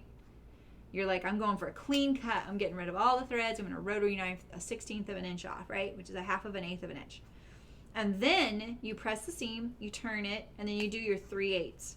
Well, you've actually, if you do 3/8 plus the 1/4 plus the 1/16, you're over your 5/8 inch allotment, right? I know that's not much, but if you're trimming the 1/16 of an inch, that's actually a full 1/8 of an inch, right? Okay, that you're losing in circumference. That's not that much, but so then what you can do is do it a little bit under a 1/4 of an inch, trim it, and then do your 3/8, and you're fine.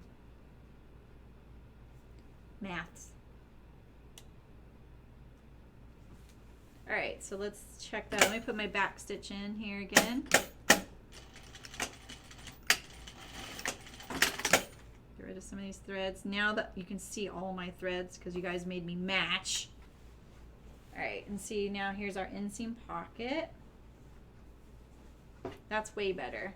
Here we go. See that? You can see like here, this is where the seam is right here, and that's like the side seam, but right here is the seam of the pocket. It doesn't matter that it's outside of that, it just sits inside there, totally invisible. Okay. Yeah, exactly. It's not a lot, no one will notice. I would exactly just do your best. All right, so let's check on the other side and match it as far as how much. So we stitch about a 1/2 inch there and about 1 inch there. And I just line it up with the seam I've already sewn. Get rid of these threads.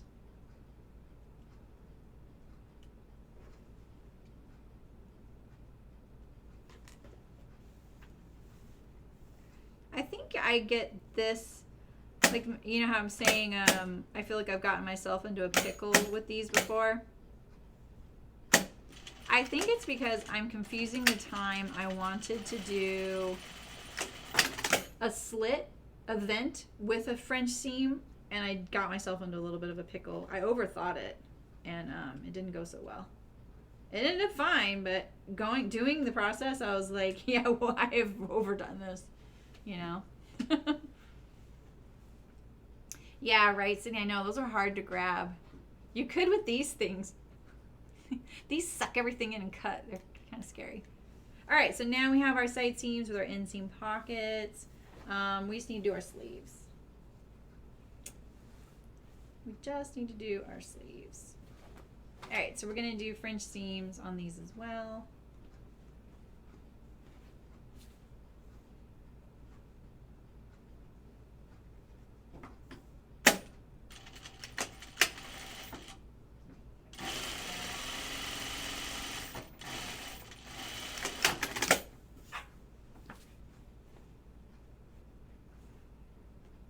Yeah, no one will notice.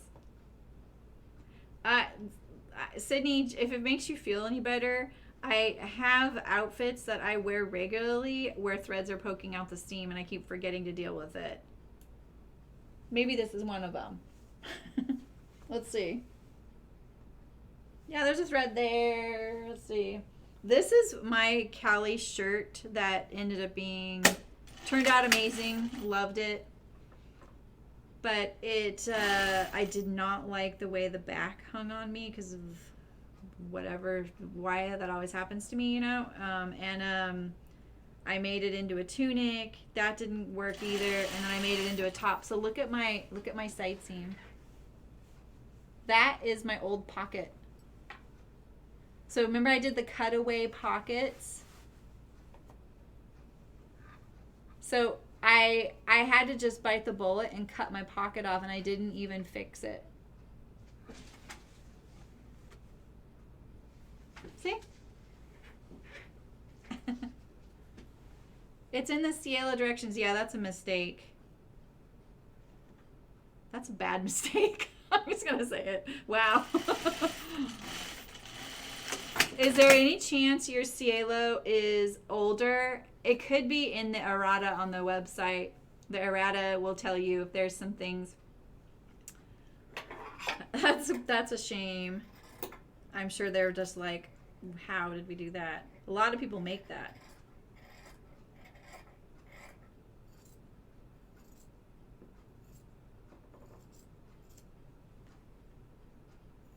I have a big old slit in this because if you were here yesterday, you saw me playing some fabric chicken. I was trying to use what I had so I didn't cut into any more of the fabric so I could leave this person there as much fabric as possible. Martha, welcome. Yes, yeah.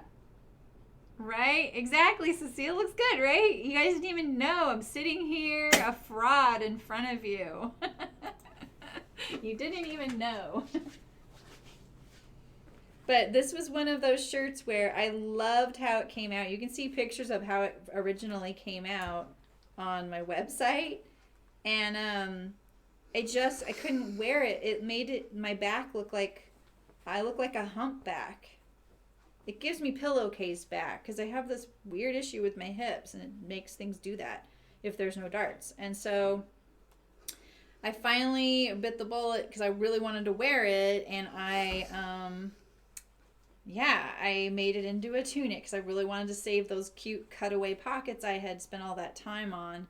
I had spent a ton of time fussy cutting on the fabric and making sure the gradient, all worked, and my stream helped me pick out like where to put purple. Do I do purple for the placket or not?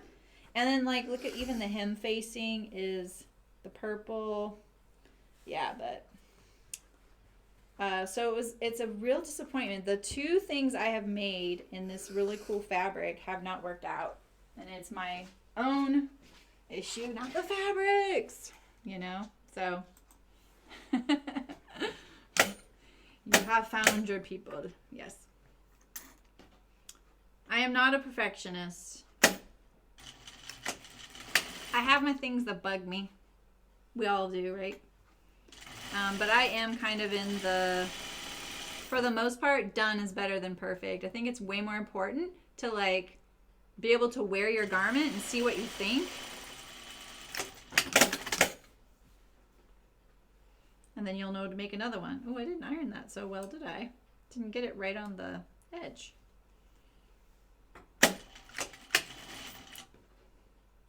Neither of these. Wow.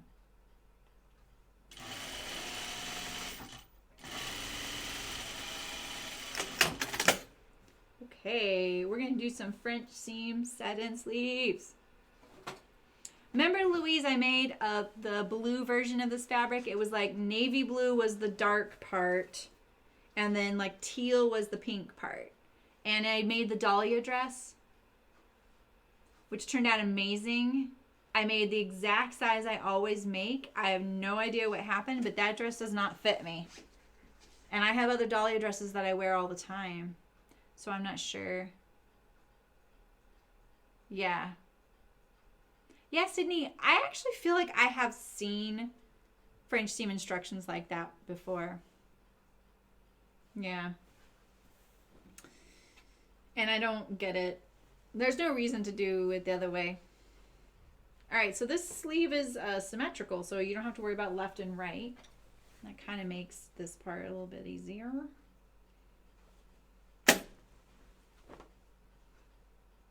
I can't remember if there's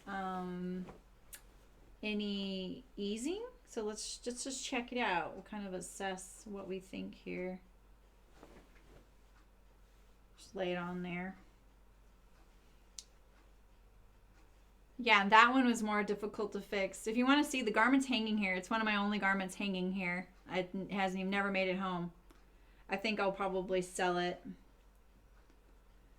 It turned out so great. You know what I could probably do?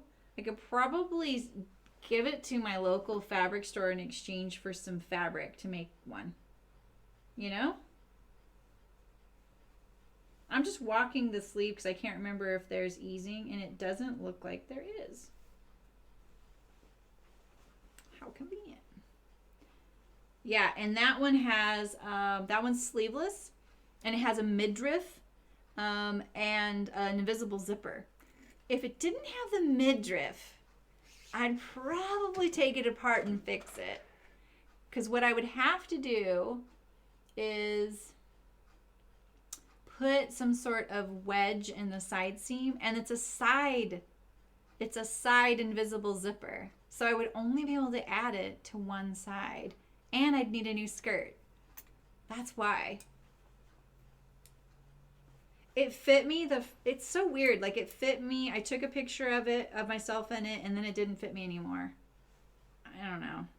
But my others do. See, I would think it's because I gained weight, but my others fit me. So I just got unlucky on that one. It's one of my few failures, but it looks gorgeous. I love this fabric. This one that I'm wearing. I love this like how the print, and this shirt doesn't even show it off anymore because all the print was cut off when I fixed it. All right, so let's see. Where's the back? This is the front and that's the back. All right. So I'm gonna counter the seams. So I'm gonna put the sleeve seam to the front and the side seam to the back so that it's less bulky.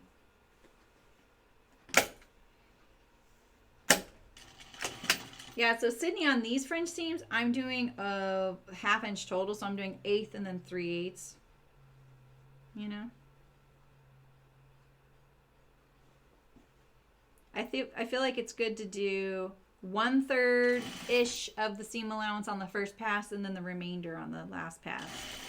You know, or more like 40%, you know? All right, so this shoulder seam still gets pressed to the back. So I'm doing it wrong sides together. I really hope there's no ease in this. I mean, I wish there was ease in the sleeve, but I really hope sewing wise it's not, because I didn't do my... Oh, see, I think there is. We're taking this out. We're just going to put this stitch in there. You know what? We're just going to put the stitch in there and just be safe. This will be better for anyone who needs a tutorial on how to put a set-in sleeve that has ease in it too, so we'll just do it the proper way. All right, so I'm going to put a, I'm going to put in kind of a basting stitch, but I'm not going to use it to baste anything together. I'm just going to run a line of stitches between the two curves of the base of this sleeve. So usually there's a notch for the front and the back of a sleeve, and it's usually between those notches that I put this. I'm not going to make the stitch length longer for this. I'm going to do it just under the total seam allowance, so just like a little bit under that 1/2 inch.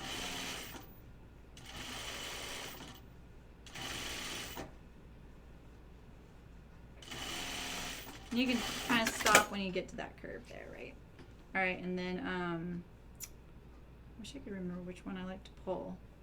I think I'm gonna pull the bobbin stitch this time.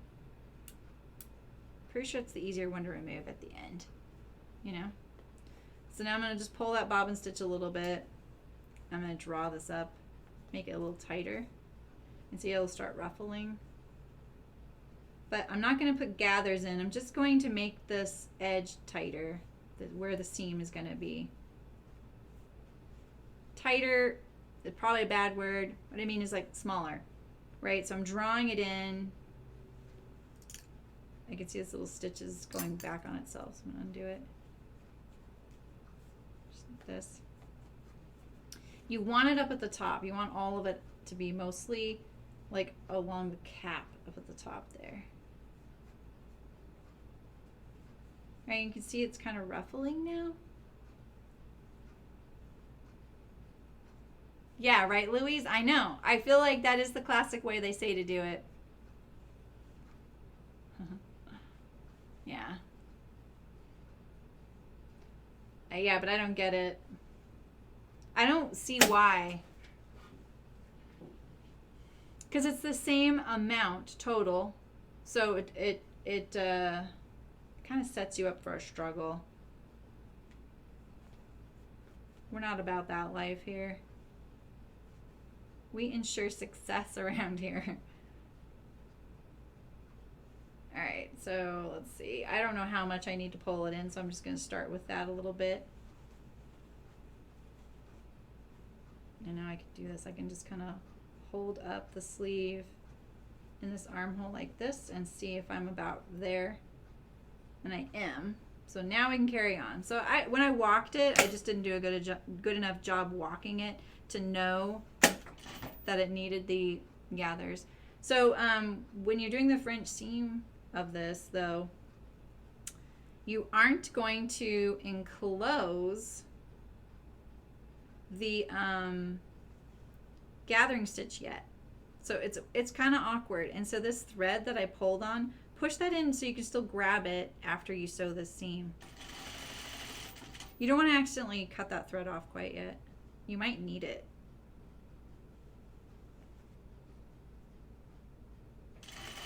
And so it's a little weird, and you're going to probably sew in some tucks right now. Because see, this is ruffling up. That's okay. In this seam, it's okay if you have you have tucks, like you're tucking the fabric and sewing right over them, because the last seam won't have any tucks, and that's the one that will show to the world.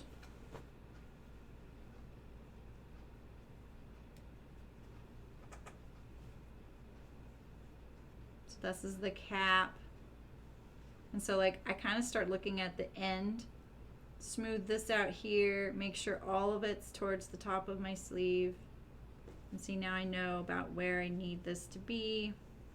Evenly distribute it. There's no notches on the sleeve, so it's kind of hard to tell where to put them.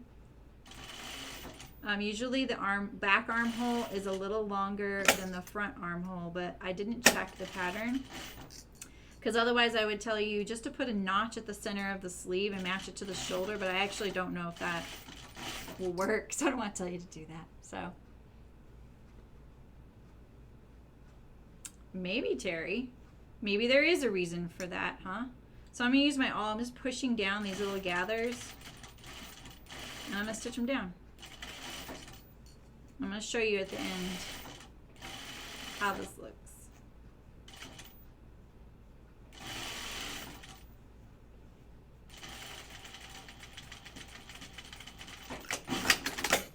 All right, so this is the body, and then this is the sleeve. And so this stitch line right here is my gathering one. This one is the first pass of the French seam. All right, but when I go to sew this next seam, I'm going to sew on just this side of this gathering stitch, and it's going to be nice and smooth. It's because, see, there's no tucks in that. There's only tucks where we ruffled it up. This is a little bit crooked. It would be nice if I kind of stitched it like that, and so maybe I'll stitch that down. That ruffle kind of got pushed at an angle. Just tack it to keep it a little better. And so armholes get handled a lot more, and plus this one, this is the cross grain, so there's going to be a few extra threads. So make sure you get rid of some of these to make your French seam a little easier to handle. Make it easier. Ensure success, right? Yeah. Terry, could you do a flat felled seam next time instead of a French seam? Because I think that could also help. Because in flat felling armholes, you stitch it down to the garment, which is nice, right? It gives you an opportunity to really let that seam know who's the boss, you know? It gives you an opportunity to tame it. I guess it depends on the fabric you used. These scissors are so tiny for this, so it's like a little bit of a hack job.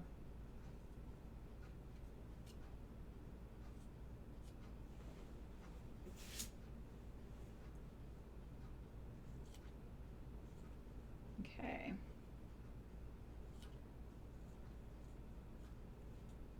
I'm just trimming this so that's nice and even to my seam, because I wasn't as accurate sewing that since I was kind of fiddling with it the whole time.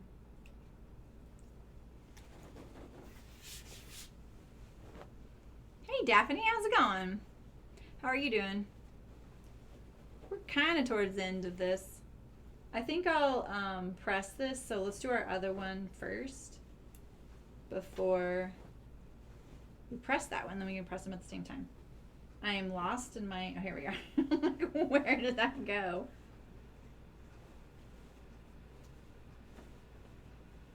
All right. I'm going to put this gathering stitch in here first this time.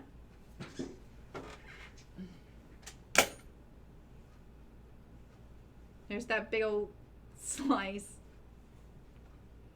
All right, so this is a better visual of the sleeve. I'm just going to put the gathering stitch from like, it's usually about 3.5 inches away from the seam on either side, was where the notches would normally be, and that's where I usually go between the notches, so around like that. You don't really need the gathers down here, but you need the stitch to be down here. You don't put the gathering stitch only where you want the gathers. You need like a little bit of like a runway up to where you want the gathers. Otherwise, if you try and gather, you put your gathering stitch only the length of the gathers, and you gather it, they'll just fall off of the, it's like, you know, when you scrunch your hoodie up and you have that draw cord. Well, it doesn't stay drawn right there where the string comes out, right? That part relaxes. So, yeah, try that, Terry. See what you think.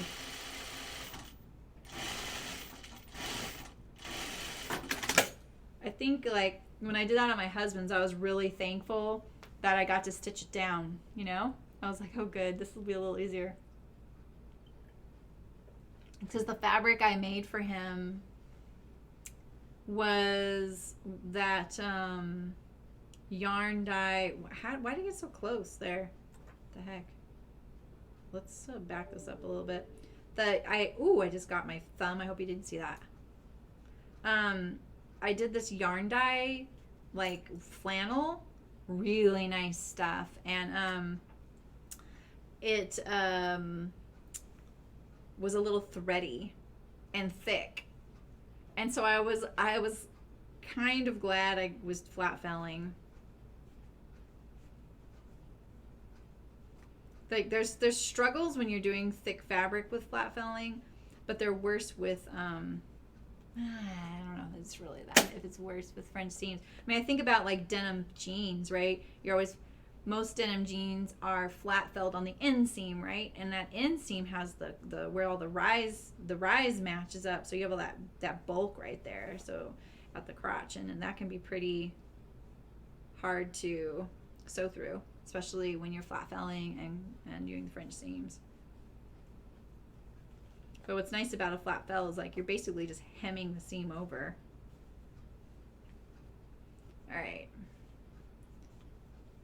Take out a little bit. A little easier to do this when the sleeve isn't partially attached.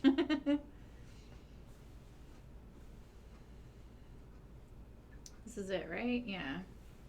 All right, wrong sides together. And I'm offsetting my underarm seams, but this is the back. Okay, that's the back. And that's the front. Okay.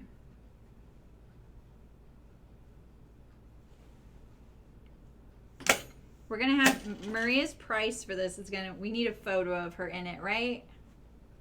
She's the cutest. We're gonna have her do a photo. I hope she will. I won't make her. There's that slit. Wait, why does my machine sound funny?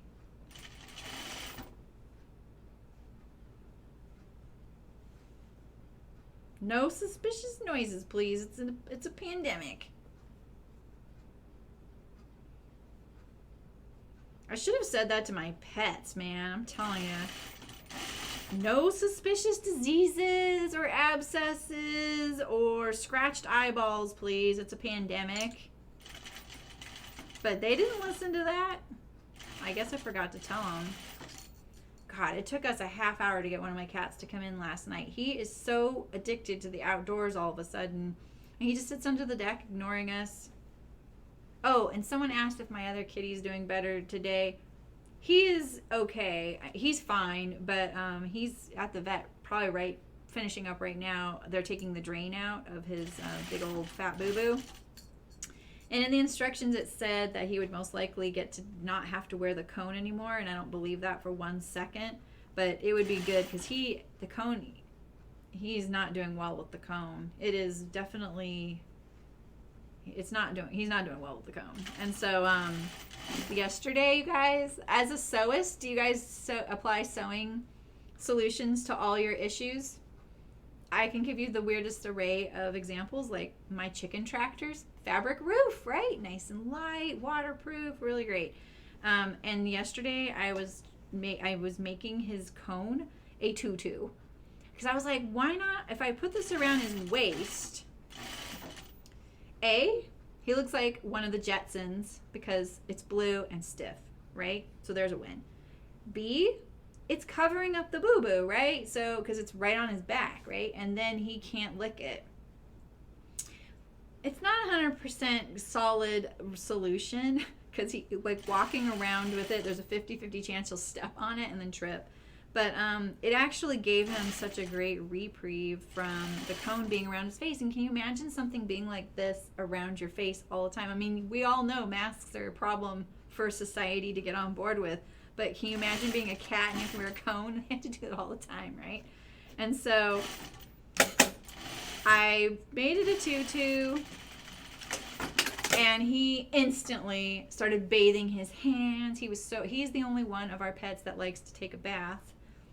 And he needs to do that. Like, that's a cat thing, you know? And so he immediately just gave his little paws a bath. And he just sat there just luxuriating in it and being able to walk around. He immediately got a ton of water, a ton of food, went to the bathroom. He just doesn't want to do anything. And but then, you know, it kind of slipped off. And then he took a big old nap. Like, he conked out so much better than he had been. So, but then he pushed it down and started licking it. So it wasn't ideal, but I think cat tutus for some of the boo-boos might be a better option than a cone. Poor guy. I hope he doesn't have to have it, but I can't imagine. It's an open wound there, so I'm going to trim this little edge here. We have 2 seams and a hem left, and we're done with Maria's dress number 2. I should tell her to enter it into the giveaway. You like my tutu, Cecile? Yeah. Poor Signori.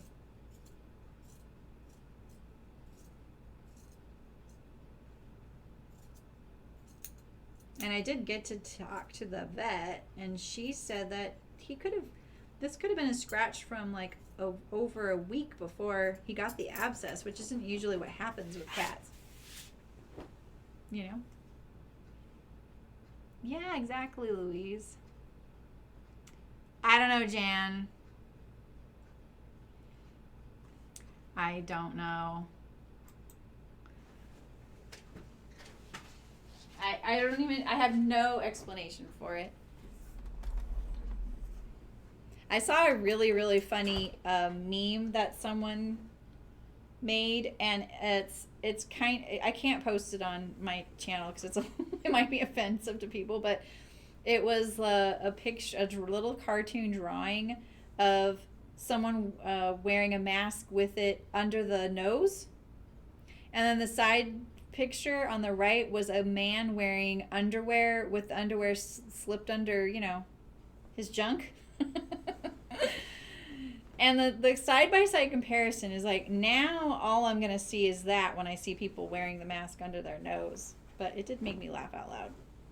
I was not prepared to see it. I did not know that's what the link was going to. And I was like, oh my gosh, okay, that's pretty funny. I should have sent it to my mom. My mom's a retired nurse. She would have loved that. Nurses have a very colorful sense of humor. Have you seen that, Sydney? Yep. It's so funny because it's so hand drawn, but so perfectly illustrates it, you know? What is that right there? Oh, that's my slit in the there's my little slit in the fabric. We knew that could happen. All right, so this part is a little bit tedious sometimes. I don't need the salami. You seen it, Louise? Yeah. It illustrates it really well. So now I sometimes feel like you could probably clip that seam in there, but it is on the bias here, so it tends to not be as an issue. Oh, I know why I was using the salami. I was going to press the seam one direction. That's what I wanted to do. I knew I needed it. It'll just make this part easier.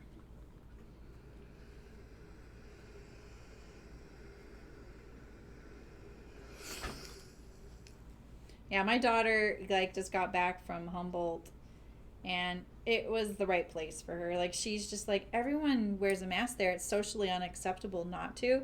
And she said her and her friend, they were walking down the street wearing masks, and this guy walked by them like passing, and he wasn't wearing a mask. And but they were outside on the street. And then he came back to them and was like, "Oh my God, I'm so sorry. I was just totally spaced out there and I didn't have my mask on. I'm really, really sorry." And Cricket was like, "Wow, this is so awesome," because it's not like that really in our area. People are not really that responsible in my area. And she's pretty responsible about it. She's really responsible. I shouldn't even say pretty. Like, for her age group, she's better than almost every adult I know. I'm just pressing this sleeve seam here, one direction. It makes it a little easier. Oh, no way, Cecile. Really? Oh my God.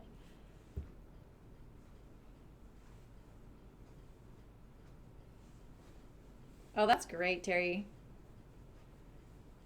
I think the face shield is a really good option for those folks that it doesn't. It's just really uncomfortable for, or for long periods of time. Jan, right?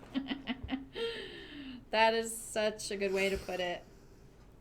I love it when people argue that men should have to handle birth control. I'm like, well, I don't know. I trust men, but at the same time, I trust me. That's where that little bit is I took out. Let's get rid of that right now.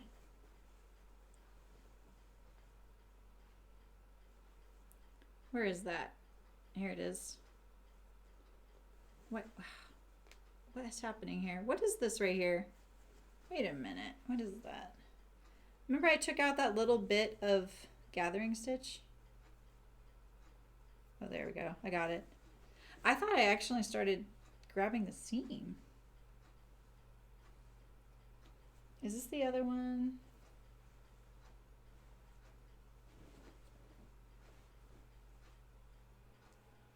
I already pressed this one? Alright. It doesn't look like it.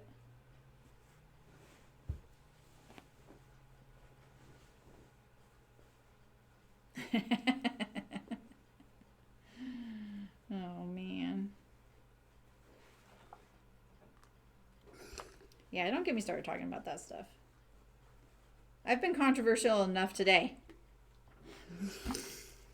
I don't know if I've been controversial, but I've definitely been, speaking my mind about enough.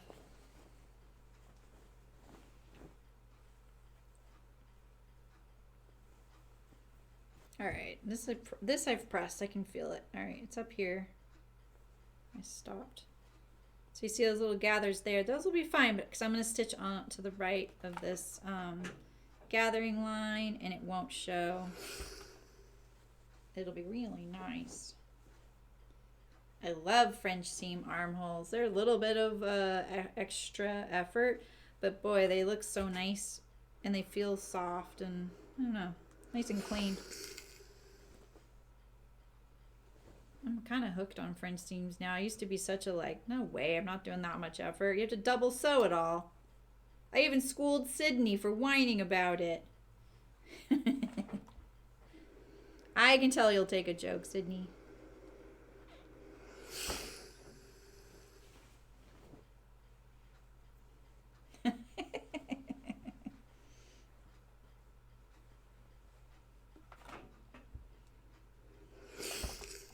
Okay.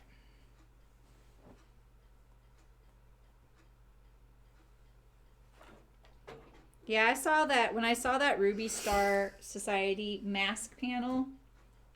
I was like, all right, I have not once bought fabric to make masks. I've used only stash, and I went through probably 75 yards of my own fabric. And so if masks are here even longer than we all think, I want cute ones. So I bought 2 of those panels. That'll make 40 masks. That was my little incentive and treat to keep making them. But you're going to have to be worthy to get a Ruby Star Society mask from me. I'll tell you what. And they're cute. I haven't even seen really what they look like. I just know they'll be cute. Did I forget to, did I not press this? Right, Sydney? You can sew 2 whole shirts. You're right.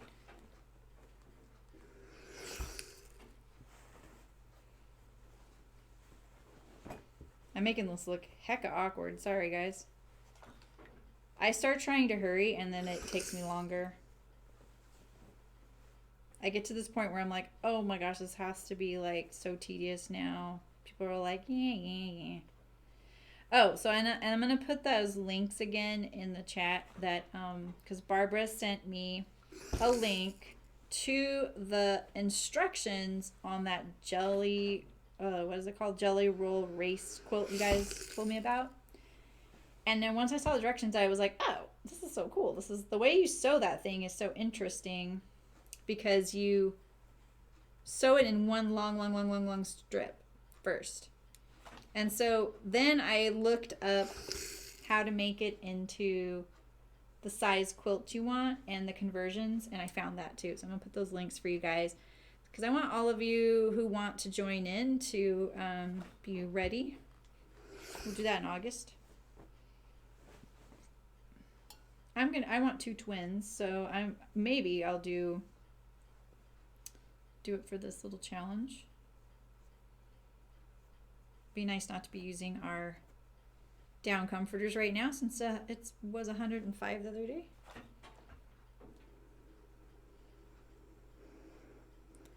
I don't feel like I'm doing a very good job ironing this. I'm trying not to shift the gathers too.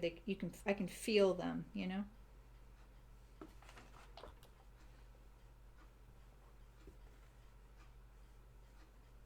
All right, last iron.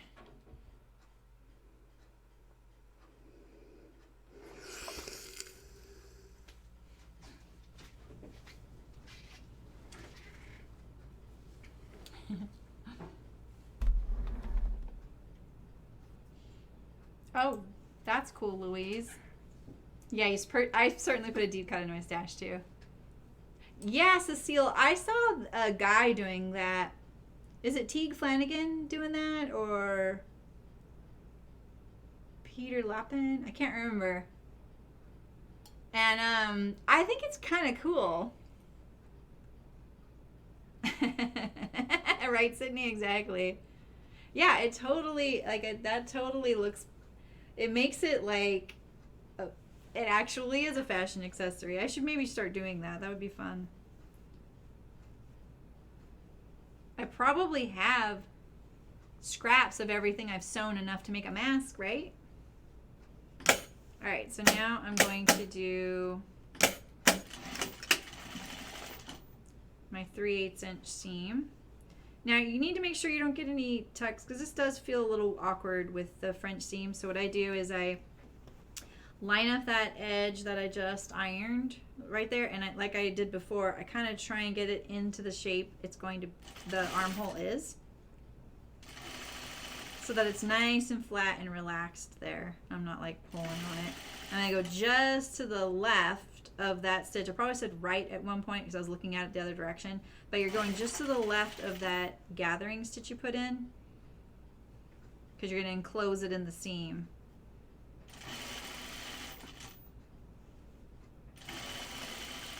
And just make sure there's no tucks in it, but we didn't put any tucks in it. This is a tricky one that you don't really want those little threads to poke out of because it is a little trickier to trim this one. And it's a little bit more prominent of all your seams because it's your sleeve. So you set this one up there.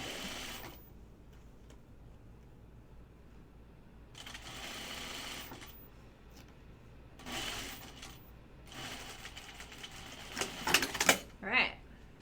And then here is that gathering stitch right here. And now I'm going to pull it out. Peter Lappin, thank you. I think that's what it was. I think he's the one. Is he the one making the matching masks, Sydney? Or is it Teague Flanagan? One of them is. I follow a lot of guys who sew. You know, I can't tell them apart. No, I'm just teasing. Let's see.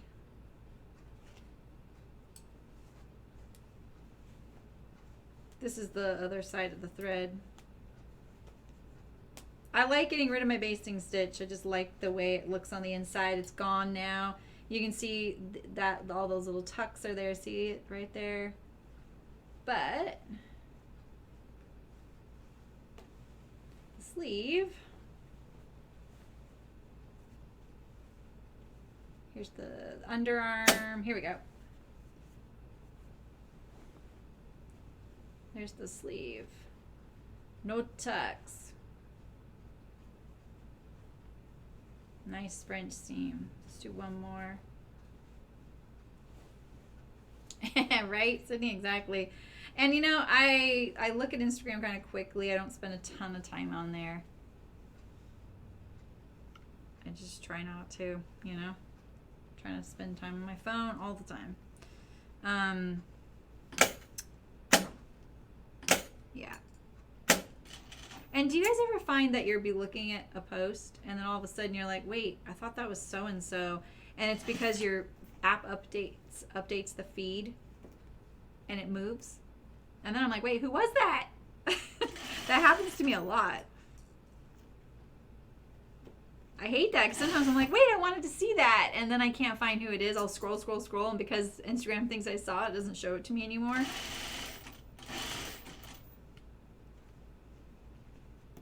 It's like they think we don't want to engage.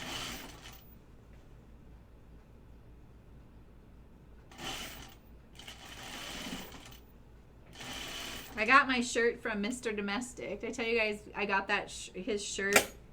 I kind of want to get one from Andrea from Sew to Fit though, because she has this one that's like looks like care instructions, and it says humans come in all different colors. It's really cute. I got the one Mr. Domestic was selling that was yes I sew and no I won't stop talking about racism, because he kind of famously always wears this shirt that says yes I sew, no I won't hem your pants, you know, which I can also relate to.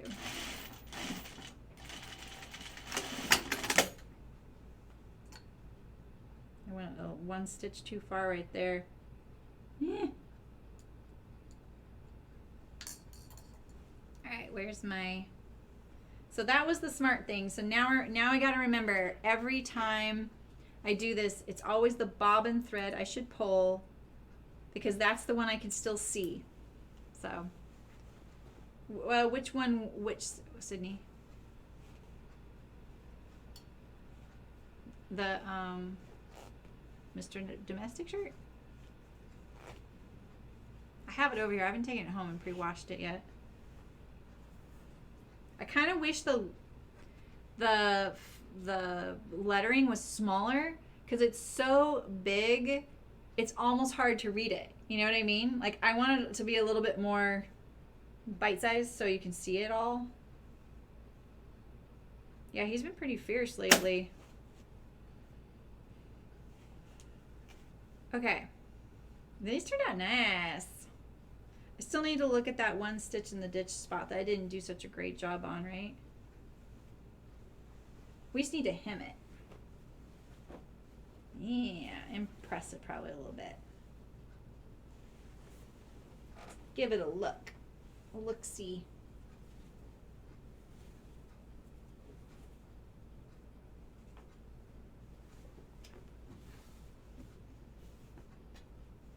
We're happy with the direction we printed this, cut the sleeves out, aren't we? Which shirt? I got the one that says, yes, I sew, no, I won't stop talking about racism, from him. But there's one, Andrea from Sew to Fit. She's put out like a bunch of shirts recently, and one of them is washing instructions. It looks like a washing instructions label, you know, with the little symbols. And it says something like humans come in all different colors. Kind of, I'm not paraphrasing it correctly, but it's really cute. But Sew to Fit, you know, I was thinking of getting one of those. I don't wear t-shirts. This is the thing with buying t-shirts. I don't wear them. And so I'm always like, when am I going to wear this?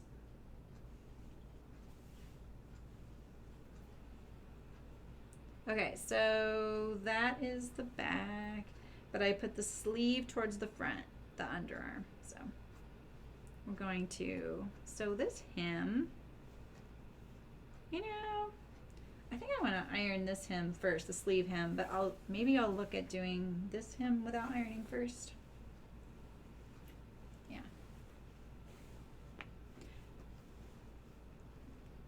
Peter's the one making matching masks.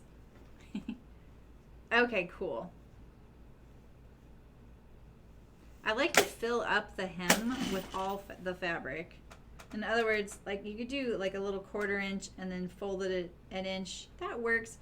I think it needs less ironing.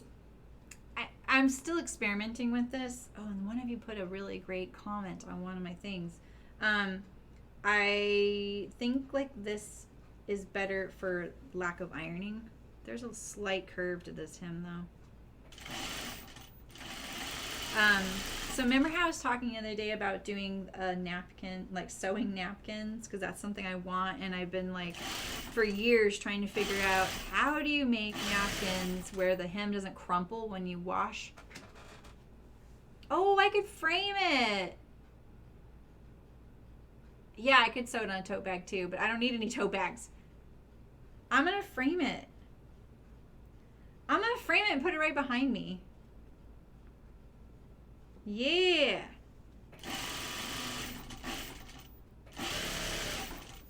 Thank you. So I have for years wondered what makes a hem stay flat in the wash, because I don't want to iron napkins, right? And so when I said that in the stream the other day, someone commented about that, and they were like, oh, someone used to say that if you sew, I think the edge with the cross grain first. And I was like, this is my first hint that there is a proper way to do napkins, you know, like I know the information is out there, but I'm gonna do some experimenting. You can bet. I really want to figure this out. I know there's got to be some sort of mysterious trick.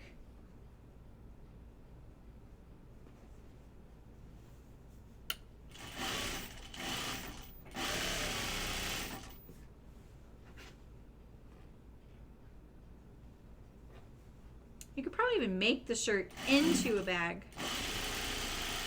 You know, I mean, we use those mesh net ones. I do not need more tote bags, Sydney. I promise.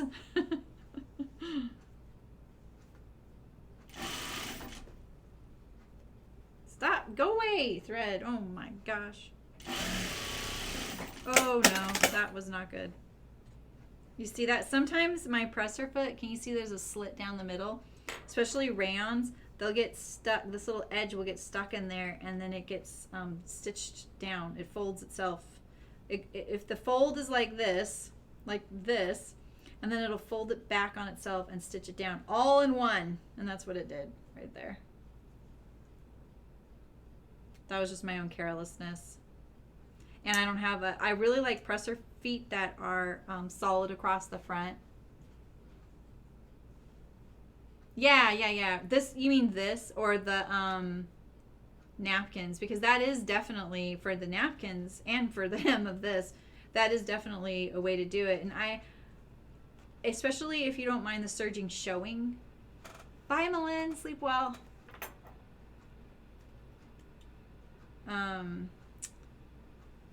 And so I will do that if I have to. The ones I have that didn't end up crumpling are the yarn dyed ones, and I fringed the edge because it would naturally fringe, and then I did a tiny zigzag at the base of the fringe. Those don't need any ironing. They are perfectly flat, because when it's a yarn dye woven, there's no pull to one side of the fabric or the other. Like, you know, like knitting, how knitting, there's a right and a wrong side of knitting. I know that it can be subjective what's right and wrong side, but how if you were only to use stockinette stitch, which is knit on one side, purl on the other, the edge is going to roll or curl. So, I don't know, Barbara. I don't know if it's true. But the fact that she heard something about it makes me think, like, in the deep, dark world of making napkins, there are secrets, and I'm really heck bent on finding them. But I think I'm gonna do my own experiments with it, and I'm gonna sew a bunch of different ways. Right? I know, Penny, right? I feel like I could do that. Like, what if I even, I could talk about this for hours because I'm really, like, I really want to solve this, you know? Maybe that's a little extra. I know they're napkins, but come on. They really annoy me. I've bought really expensive ones. I've bought cheap ones. And the ones that don't do it are the ones I made once. Some of the ones I made, not all of them. And the ones that this gal gave me as a gift. And she was an amateur sewist. And these things have never crumpled, never need ironing. I think they also might be polyester. They're not my favorite napkins, but they're actually like my second favorite. So I don't want to double roll this right now. I just want to put this one. It's so little.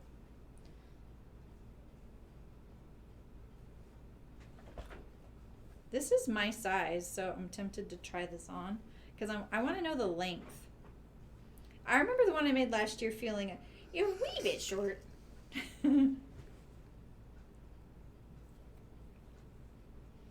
Yeah, I think I'll make the napkins probably in September, even though I want them like right now.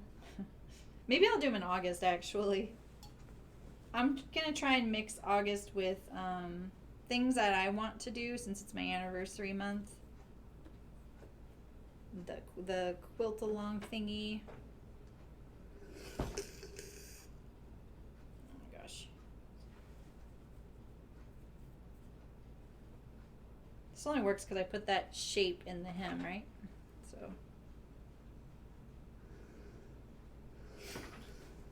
But let's iron the hem right now while we're sitting here too.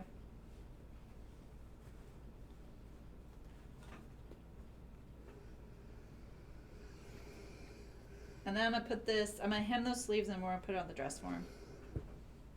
And then you guys are allowed to go. No, I'm just teasing. You guys go whenever you want.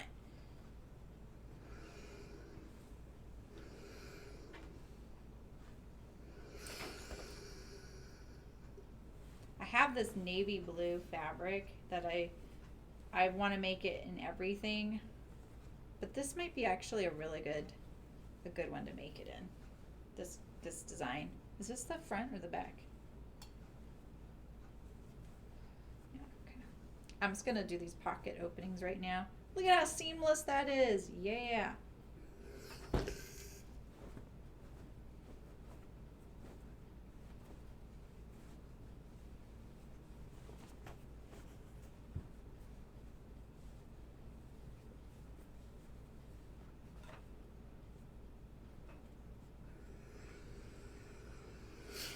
Alright. Good night, Louise. See ya later, alligator. Yeah, it's a deep, dark world making napkins, Dan. I'm pretty sure. Yeah, see, that's what I'm wondering too, Patty. That's what I'm thinking too. Right, Terry? I know, the ironing. I don't think she did know what she did. Yeah. Yeah, I'm sure she didn't. And, the thing is, like, I didn't know to appreciate those because mine did it too. The only napkins at the time when she gave those as a gift were mine and hers, and neither did that. Every napkin I've been gifted or bought since then, it doesn't, they all roll. wedding gifts ones, ones I've bought, April Cornell ones, which are expensive, ones I've gotten at World Market. I mean, none of them have. This is not really the hem I was planning on, but we're gonna do it. This sleeve better be flared enough. It feels a little bit small, you know? Instantly when I'm like, uh-oh, what if this sleeve doesn't fit? I'm like, what's my backup plan? Do you guys do that? Yeah, I think mitering the corners can help. And if you've cut them on grain, you can do that, right? I didn't have to with mine when I fringed them because they're not even hemmed. So I think one of the things I'm going to try is making the napkins lined so that it's 2 layers. For the really thin ones, I'm going to do that. And I'm going to see if that works too. And I think also I would stitch across them kind of like you're quilting them. Yeah, exactly, Barbara. I think you're right. But it's the fact that the whole napkin's fine and then all around the perimeter it's all crumpled.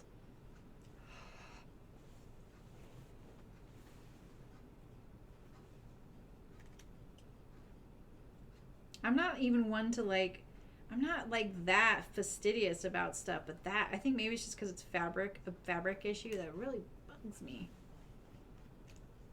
And I think it's also the idea that there is this deep dark world of napkin secrets that's why I'm obsessed with it. Do I really care? You know, it's really that I'm like, wait, why does it do that? You know, I'm really curious. It's like a science-based thing. Yeah, that's it, science-based.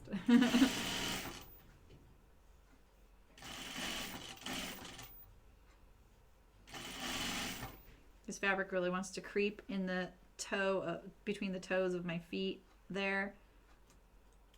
It literally gives it a camel toe. So stop it. Don't sew like that. There we go.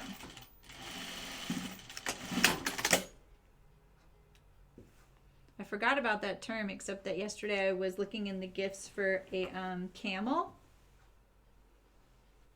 And because I have this friend who we think that, have you guys ever seen that commercial? I think it's an insurance commercial, and it's the camel walking around the office. And he's like, what day is it? And they're like, it's hump day. And he's like, woot woot. There's something about that commercial that really makes both of us laugh a lot. So that's what we do. We always send camels to each other on Wednesdays, and we're like, woot woot. But all these camel toe things came up, and I was like, didn't need to see that.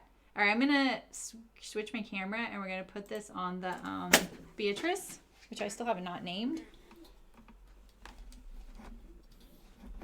Oh. Oh, what did I do wrong here? Oh, I see. It's very likely I will be unplugging my camera by accident. Do I mean torqued? No, I mean it crumples so that the edges of the napkins aren't flat. You know, and you have to iron them if you say, especially if you have guests, but in the drawer they're all weird and crumply and they're just not flat. Oh shoot. All right, doubt I got this camera angle right. That's what I'm wondering too, Penny. Well, that's not too bad, except it's so bright.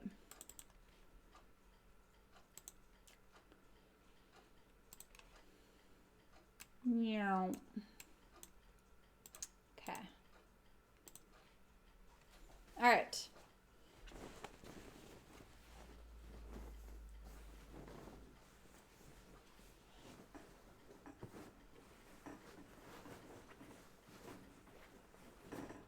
So this is obviously my body, not Maria's. But she and I wear the same size.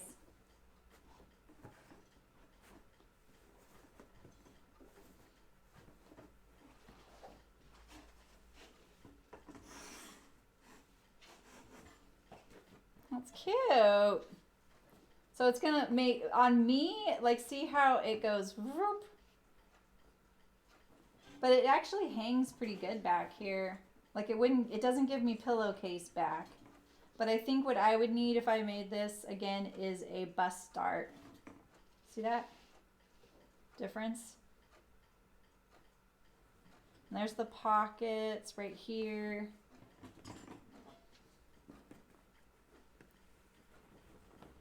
Yeah, right, Barbara? I think interfacing in the hem would be a good idea. Because I did that on that linen shirt and it worked really good. And here's the fabrics I have that I'm going to make them out of. They're all yarn dyes. But see, like these right here, the stitches show. They're loose. So I might line these. And these are, I think this is jacquard weave. So they are reversible. The lighting's terrible. Hey Karen, how's it going? The Ditto custom dress form. I haven't. I wasn't even looking at dress forms when I got this as a gift. So I'm really loving it. You know, like if I wanted to be, I could critique it as in a picky way, but I think it's awesome. Let's get these shoulder seams on my shoulders. I've never heard of Taylor Nova. What about have you looked at the bootstrap, Jan? A couple people have made those. Oh, someone just followed. Thanks for following. I didn't get an alert. Sorry. And my alert box is too big to be displayed now in the thumb thing down there, so I didn't see it. All right, so here we go. Here is our dress number 2 on my body, but this is for Maria. It'll be cute on her. And I like that it hangs nice back here. I keep noticing this side seam is forward and this one is perfect right here. So I know I don't have it on here quite right. There we go. And that's actually hanging better now that I kind of put the seam there. Yeah. Sleeve hangs nice. Goes in, let's see, goes in a little bit.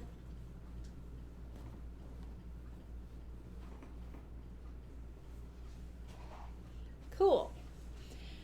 All right. Well, Saturday I'll be making the pants number, I don't have them. Pants number 1, and I made some patchwork fabric and we cut those out yesterday. I'll be lining those.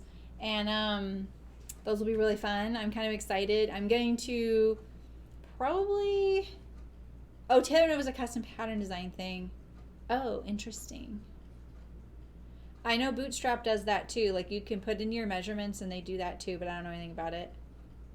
Like I haven't used it, I haven't tried it. Oh, and then someone really nicely, Zach, he emailed me and he told me about a free sewing patterns website. It was really nice because he was trying to help out, like, hey, you know, like this would save you some money for doing that too. So, and I think it was freepatterns.org or sewingpatterns.org. I can't remember now. And then let me show you these Jelly Roll Race quilt links that Barbara sent me one. Okay, so there's this one. So this is the actual directions. Are you gonna, why aren't you posting? Oh, I have to hit that. Okay. So those are the actual directions for the Jelly Race. It's not a very long thing to read. And then this is, let's see, Control-Alt, Control-C. This is if you want to make a specific size. So Thanks, Daphne. Yeah, thanks for stopping by. We're at the end. Maybe see you Saturday. This is my Callie shirt, dress turned tunic turned top. I even changed the pleat on the back to be inverted. Like I had made it what's the other term? Not inverted. Holy moly! I just lost that word. That added to the pillowcase thing big time. And people warned me. They were like, "Why are you doing that?" And I was like, "I want to see how it'll look." And then it looked terrible on me, so I had to switch that out. I took out the yoke very carefully, flipped it, and then I had to edge stitch the yoke, so I kind of had to fake that. All right, well, thanks you guys. Thanks for coming.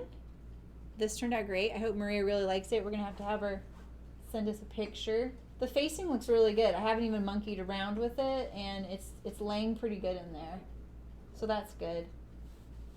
Nice and clean. And I'll see you Saturday for pants. That sound good? Next week is the Fairfield button-up shirt for men by Thread Theory Designs. So if you want to follow along, I'm making a short sleeve shirt, but I'm going to do a tutorial, or I mean, it's not like a formal tutorial, but I will show how to sew a sleeve placket, like the nice sleeve placket, and a cuff. I'll just cut that out separate. So, all right, you guys, I will see you on Saturday, 11 a.m. Pacific. Happy sewing. Stay nice and cool. Eat lots of watermelon and ice cream, or you're not my friend. No, I'm just kidding. Bye.